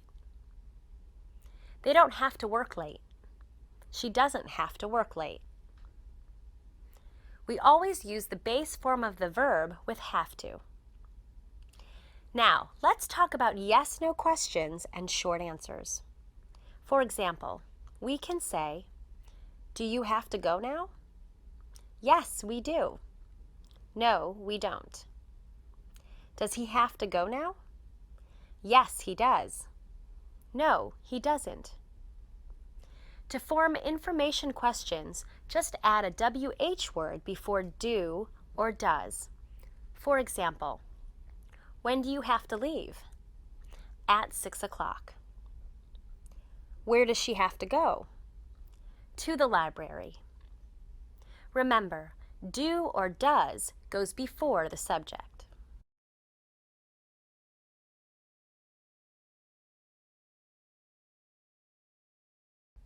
Hi, today's lesson is about object pronouns.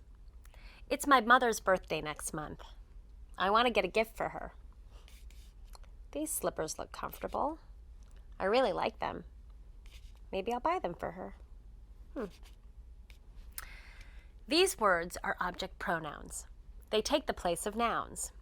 Me, you, him, her, it, us, them. I really like the slippers. I really like them. Do you want to buy that TV? Do you want to buy it? I didn't see my friend Tara today. I didn't see her today. Object pronouns can come after verbs, In this position, we call them direct objects. For example, I really like them. Do you want to buy it? I didn't see her today.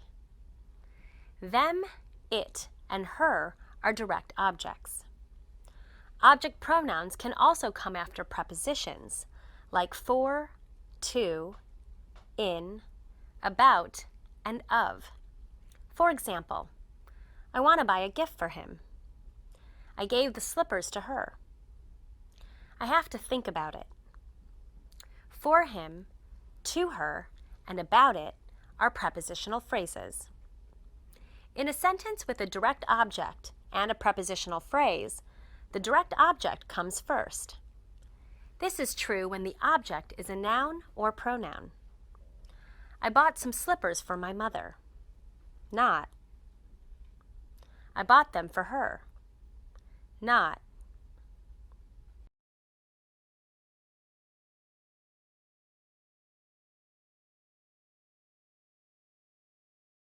Hi, today's lesson is about comparative adjectives. I'm from San Francisco, but I grew up in Los Angeles. Los Angeles is bigger than San Francisco. In my opinion, it's sunnier than San Francisco too.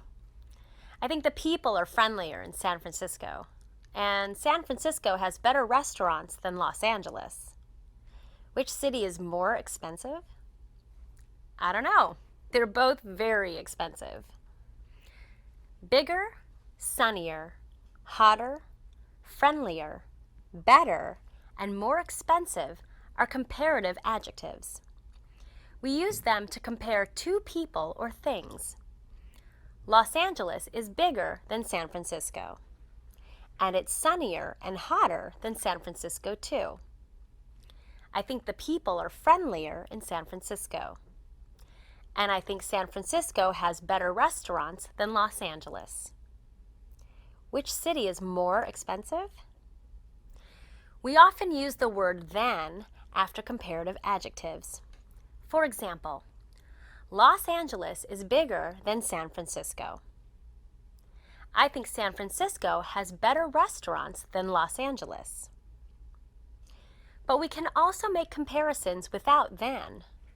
For example, San Francisco is rainy, but Seattle is rainier. A new motorcycle is expensive, but a car is more expensive. Here are spelling rules for forming comparative adjectives. For adjectives of one syllable ending in E, add R. For example, large, larger. For adjectives of one syllable spelled consonant, vowel, consonant, double the last consonant and add ER. Wet, wetter. For adjectives of one syllable, in general, add ER. Small, smaller. Green, greener. For adjectives of two syllables ending in Y, change the Y to I and add ER. For example, friendly, friendlier. For adjectives of two or more syllables not ending in Y, the comparative form is usually more plus the adjective. For example, modern, more modern. Expensive, more expensive. A few comparatives are irregular. Good, better. Bad, worse. For example, this hotel is better than that one. My new job is worse than my old one. The opposite of more is less.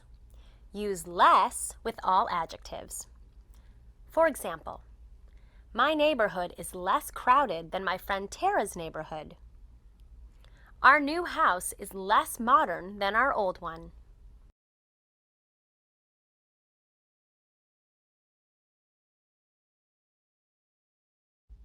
Hello. Today we're talking about the modals should and could to give advice and make suggestions. I'm going to the movies tonight with my boyfriend Jason. Hi, Jason. Can you hold on for a second? I'm sorry, I'll be back with you in a minute. Yes, I have the schedule right here. There's an early show at 5:30 and a late show at 9:30. We could go to the 5:30 show and then have dinner, or we could eat dinner first and then go to the 9:30 show. Oh, I see. Well, then we should go to the early show. Okay, talk to you later. Bye. Look at the sentences with the modals could and should. We could go to the 5:30 show and then have dinner, or we could eat dinner first and then go to the 9:30 show. We should go to the early show. We use could in affirmative statements to offer choices. For example, we could go to the movie first, or we could eat dinner first.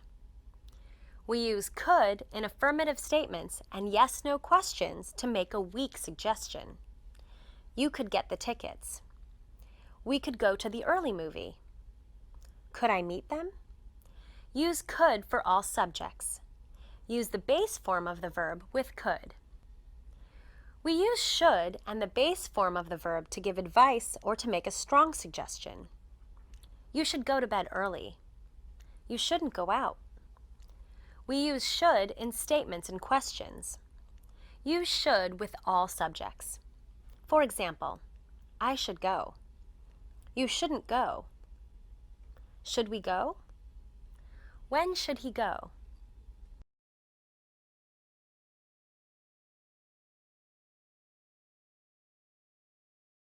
Hi there. This video is about superlative adjectives. I love classic cars.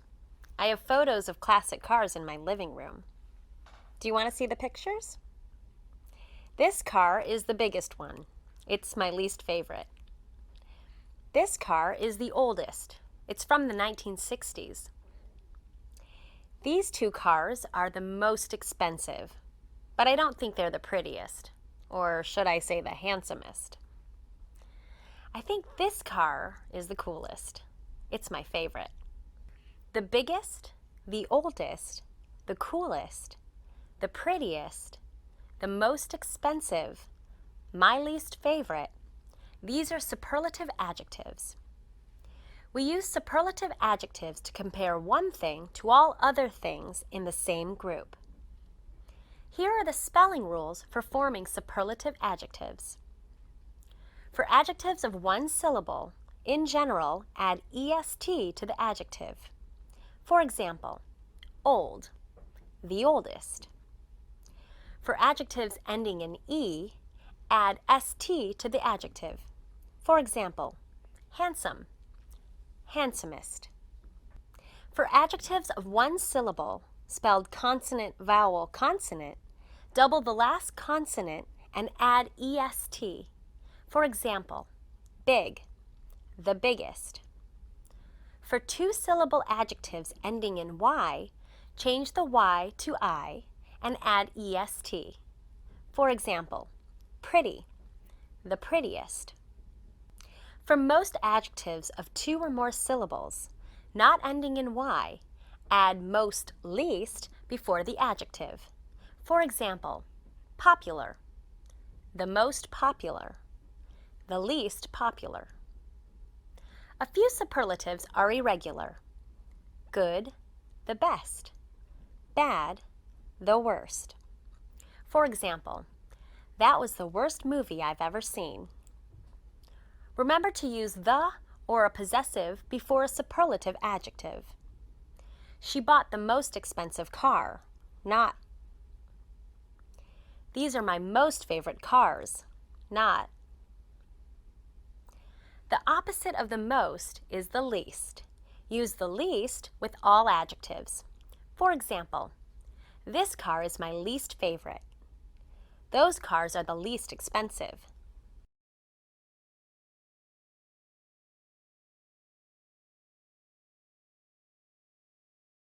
Hello. Today we're going to learn about the words too and enough. I tried on this jacket. It's too big. The sleeves are too long. I can't wear it. Then I tried on this one. This one isn't big enough. It isn't long enough. I can't wear this jacket either. We use to plus an adjective when something is not satisfactory. The jacket is too big. That's not good. I can't wear the jacket. The sleeves are too long. That's not good either. We can also use not plus an adjective plus enough when something is not satisfactory. The jacket isn't big enough. That's not good. I can't wear the jacket. It isn't long enough. The jacket doesn't fit me. I can't wear it. The jacket isn't big enough. It's the same as saying the jacket is too small. If something is satisfactory, we use an adjective plus enough. For example, the jacket is big enough. The sleeves are long enough. This means the jacket fits me. I can wear it. Be careful about the word order. To comes before the adjective. For example, the sleeves are too short. The jacket is too big. Not comes before the adjective, and enough comes after it. For example, this jacket is big enough. It fits me, but it isn't warm enough.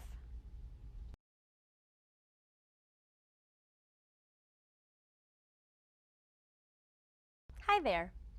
Today's lesson is about asking yes, no, and information questions with the present perfect. Have you studied English before? Where have you studied? To form yes, no questions, we put has or have first.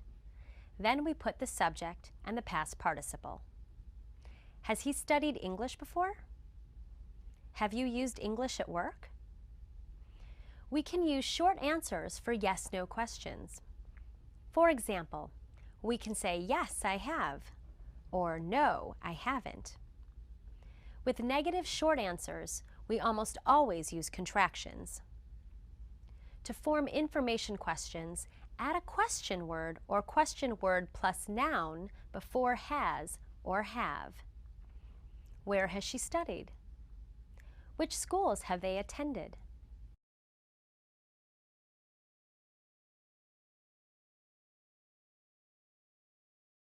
Hi, today's lesson is on the present perfect with for and since. This is my friend Anna. Have I told you about her? We've been good friends for a few years. I've only known her since 2013, but it feels like much longer. We've been good friends for a few years.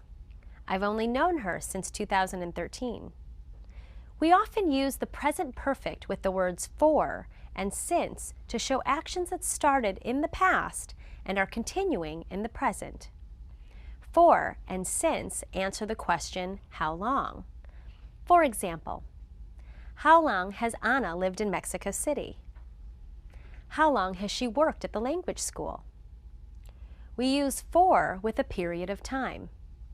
I've known Anna for a few years. We've been teachers for 6 years. Here are other phrases with for a long time, for 6 years, for 2 hours, for a week. We use since with a point in time. I've known Anna since 2013. We've been teachers since we finished graduate school. Here are other phrases with since. Since 2013. Since yesterday. Since 4 o'clock. Since I came to Mexico. Remember to use the present perfect with for and since. I've known my best friend for 8 years. Not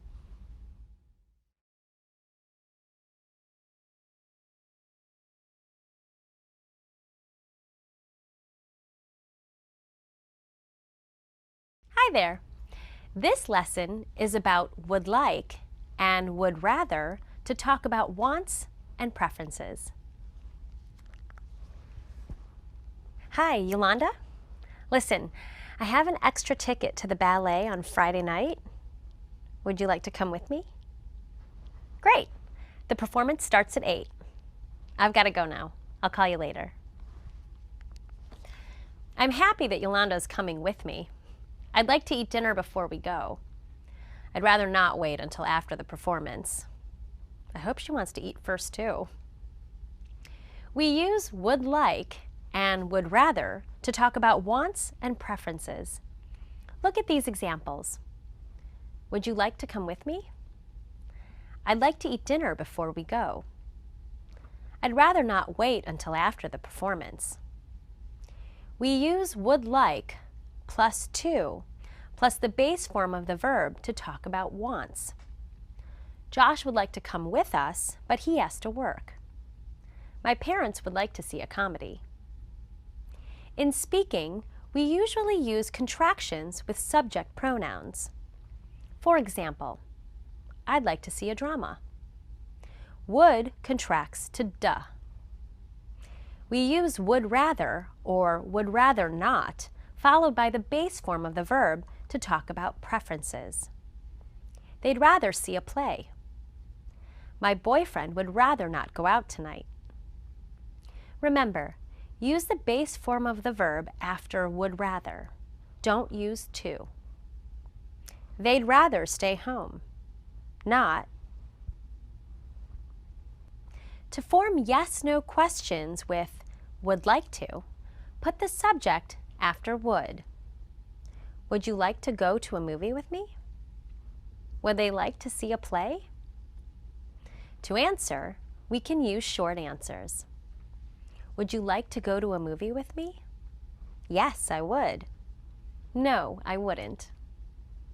Would they like to see a play? Yes, they would. No, they wouldn't. To form information questions, we put the WH word first, then would, then the subject, and like. What would you like to see? We can also use WH words plus a noun. Which show would you like to go to? When we ask questions with would rather, we often use or. To form these questions, we put the subject after would. Would they rather see a movie or a play? We can also use a WH word before would. Where would he rather go? To New York or Los Angeles? To answer, we can use a complete sentence. Would they rather see a movie or a play? They'd rather see a movie. Or we can say, a movie. Where would he rather go? To New York or Los Angeles? He'd rather go to New York. Or New York.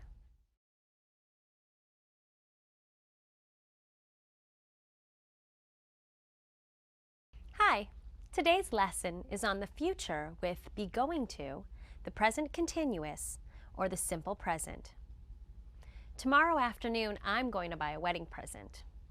One of the teachers at my school is getting married in a couple of weeks. Then tomorrow night, my boyfriend and I are going to a movie. The movie starts at 8:30. There are several ways of talking about the future in English. We can use be going to plus a verb and the present continuous tense to talk about plans, and the simple present tense to talk about scheduled events. Look at these examples. Tomorrow morning, I'm going to buy a new dress. One of the teachers at my school is getting married in a couple of weeks. The movie starts at 8:30.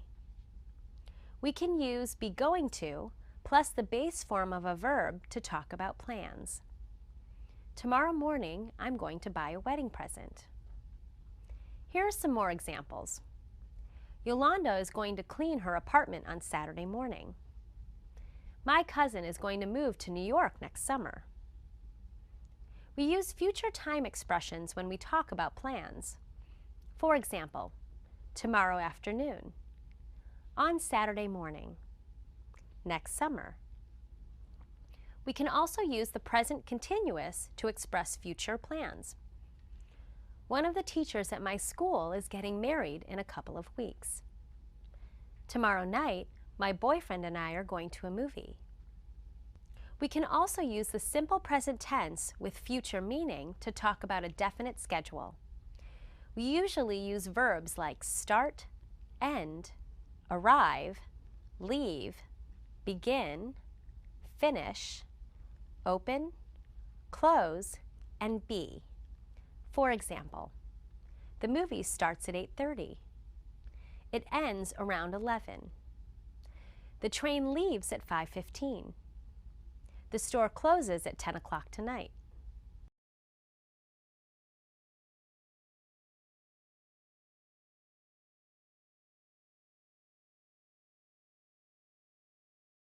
Hi, this video is about the past continuous and the simple past. Anna phoned me at 7:30, but I didn't answer. I was practicing the guitar at 7:30. My phone was off. Look at the verbs. Anna phoned me at 7:30. I was practicing the guitar at 7:30. Phoned is in the simple past. Was practicing is past continuous. The phone call and the practice happened at the same time. So what's the difference? Here's the answer. We use the simple past when we talk about a completed past action. Anna phoned me at 7:30. But the past continuous is for actions that continued over a period of time in the past. I started practicing before 7:30, and I continued practicing after 7:30. We often use the past continuous and the simple past in one sentence. For example, I was practicing the guitar when Anna phoned. Or, while I was practicing the guitar, Anna phoned. We use when to introduce the simple past event. Use while to introduce the past continuous event. We don't use while with the simple past.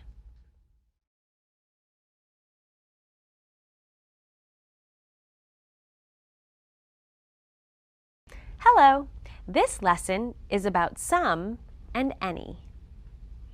I'm going to have some cookies. Do you want some? Oh, there aren't any cookies. Sorry. Look at the sentences with some and any. I'm going to have some cookies. Do you want some? Oh, there aren't any cookies. In these sentences, some and any mean a number of. Maybe 2 or 3 or 100. The number isn't important. We use some and any with both count and non-count nouns. We use some in affirmative statements. For example, I'm going to have some cookies. Cookies is a count noun. I'm going to have some chocolate. Chocolate is a non-count noun. We use any in negative statements. There aren't any cookies. There isn't any chocolate. We can also use some and any without a noun. For example, I have to buy more cookies. I'll get some tonight. Or, I love chocolate, but I don't want any right now. We usually use any in questions. For example, do you have any cookies? Do you have any chocolate? But it's also correct to use some in questions, especially if we expect yes in the answer. For example, would you like some cookies? Yes, please. Can I have some coffee, please? Of course.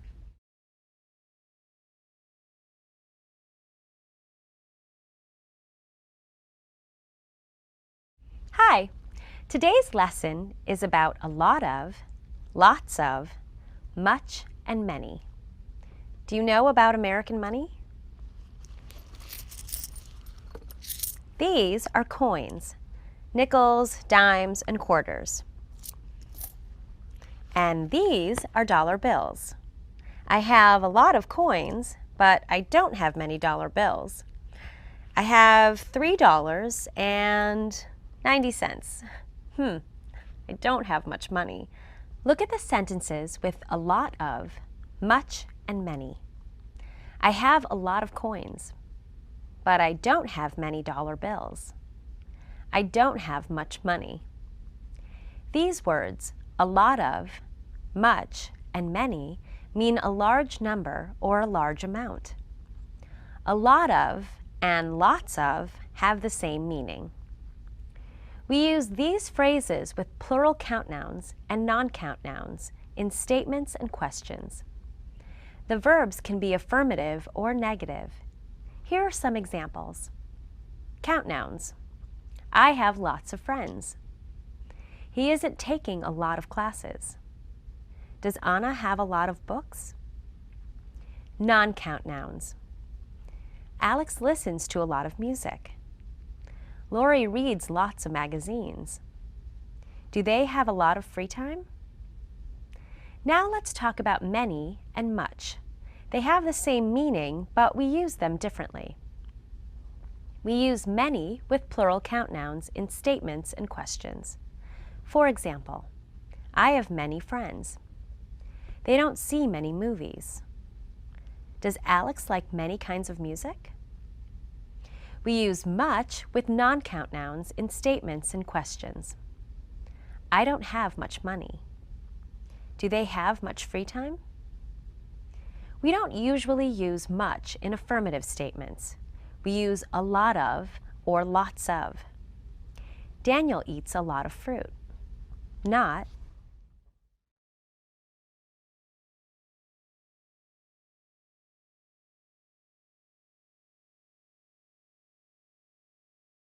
hello again. Today's lesson is about gerunds as objects of prepositions. I met my friend Anna for coffee yesterday. We talked about taking a vacation together. We'd both like to go to Europe, but there's a problem. Anna is afraid of flying. Gerunds are ing forms that act as nouns.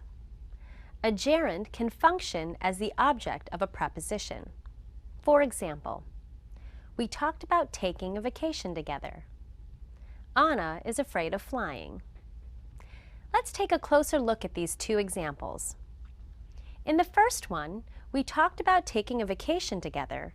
The gerund comes after the preposition about. Often, the preposition follows a verb. Here are some other examples. Yolanda apologized for being late. I worry about driving in bad weather. I'm thinking about visiting my parents next month. In the example, Anna is afraid of flying. The gerund comes after an adjective plus preposition combination, afraid of. Here are some more common adjective plus preposition combinations with gerunds after them. Jason is excited about starting a new job.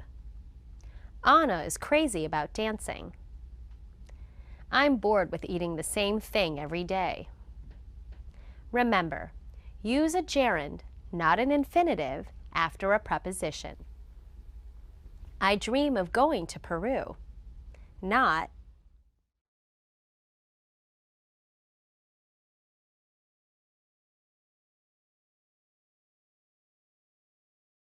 today's lesson is about tag questions, their use and form. I'm Lisa Rizzo, and I'm an English teacher. I'm going to help you master English grammar. You've learned a lot of English already, haven't you? I thought so. A tag question is a question we add to the end of a statement. For example, you've learned a lot of English already is a statement, and haven't you is a tag question. A tag question generally includes an auxiliary verb like be, do, have, or can, and a subject pronoun like you, I, it, or they. There are two ways we use tag questions. The first way we use tag questions is to confirm information we think is true. We use upward intonation for these questions. For example, you've learned a lot of English already, haven't you? It's time to start, isn't it? Or, I wasn't late, was I? In each of these, We say what we think is true and add the tag to check. We expect the answer to confirm that what we think is true is. Look at the expected answers for these tag questions.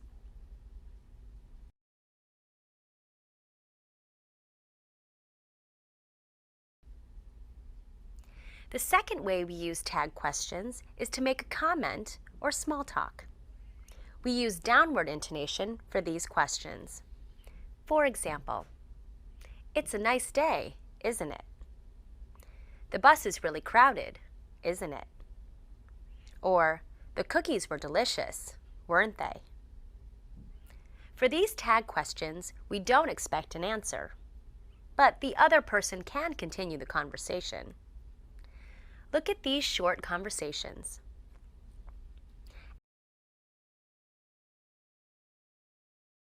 As I said earlier, tag questions have two parts, a statement and a tag.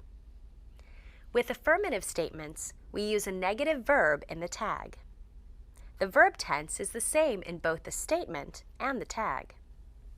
"The waiter is busy, isn't he?" "Dinner was expensive, wasn't it?"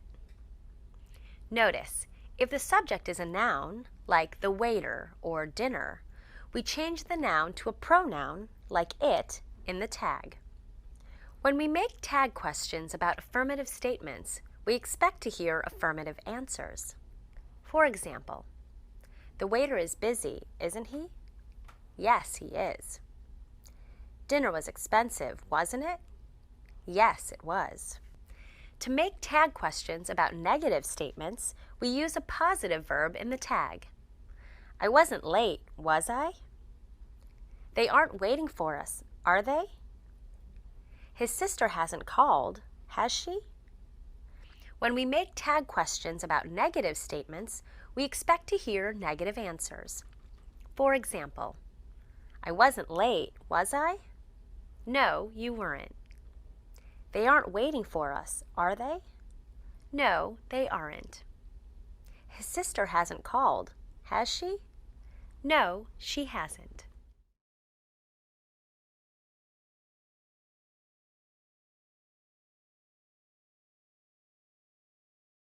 Hello!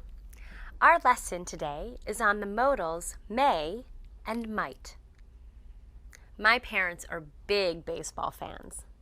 They're going to a game with some friends on Sunday, but the weather forecast is bad. It may rain this weekend. They might not want to go. If it starts to rain during the game, the team might not be able to finish the game. My parents may be able to get a rain check. Do you have a question? Oh, what's a rain check? It's a ticket for an outdoor event, such as a sports game, that you can use again if it rains during the game and the action stops. Let's look at some of these sentences. We use the modal may or might and the base form of the verb to talk about future possibility. We use may or might when we are less than 50% certain. For example, when we say, "It may rain this weekend," or "They might not want to go," we are not certain that it will rain or that they won't want to go, but it is possible. We can also use the modal may or might with be able to and the base form of the verb to talk about future possibility. For example, they may be able to get a rain check. The team might not be able to finish the game. I hope it doesn't rain and my parents can go to the game.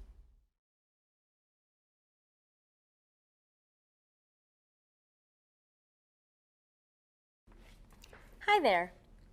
This lesson is about questions with how often and other time expressions in the simple present tense. I don't have much food at home. I need to go shopping. I go shopping every Thursday. How often do you go shopping? Look at the question. How often do you go shopping? We use different kinds of time expressions to talk about everyday activities and chores. You can answer with the word every and the words day, week, weekend, month, or year.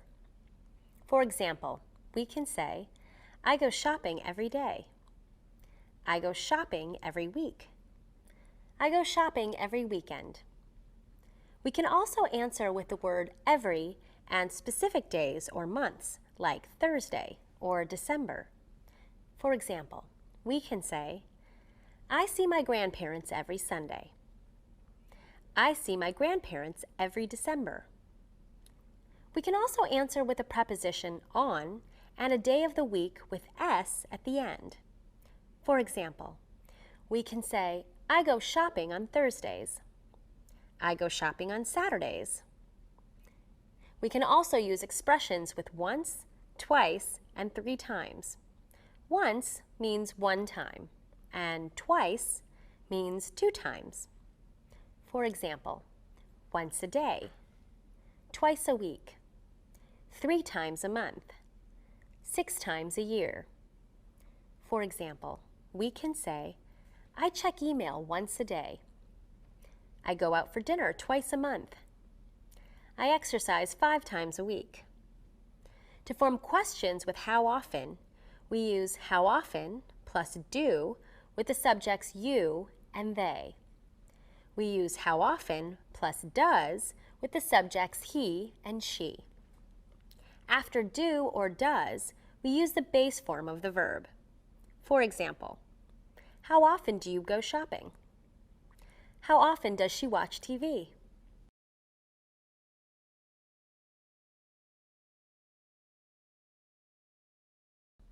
Hi there. Today's lesson is about statements in the present continuous. Just a minute, the phone is ringing. Hello? Anna, where are you? I see. You're waiting for the bus. Can you call me later? I'm teaching now. I'm teaching a lesson on the present continuous. Okay, bye. Sorry about that. We use the present continuous for actions in progress now. For example, the phone is ringing. You're waiting for the bus. And I'm teaching are all actions in progress. For present continuous affirmative statements, use a form of the verb be, am, is, or are, and the ing form of the verb. For example, I am working. He is working. Or you are working. In speaking, we often use contractions. For example, I'm working. He's working. Or you're working. For negative present continuous statements, add the word not. For example, I am not sleeping. He is not sleeping. Or you are not sleeping. In speaking, we often use contractions. For example, I'm not sleeping. He's not sleeping. Or you're not sleeping. We can also contract is not as isn't and are not as aren't. For example, we can say, he isn't sleeping, or you aren't sleeping. But be careful, there's only one way to contract I am not. You can say, I'm not sleeping, not. Oh. Now Anna is texting me. Be patient, Anna. I'm still teaching.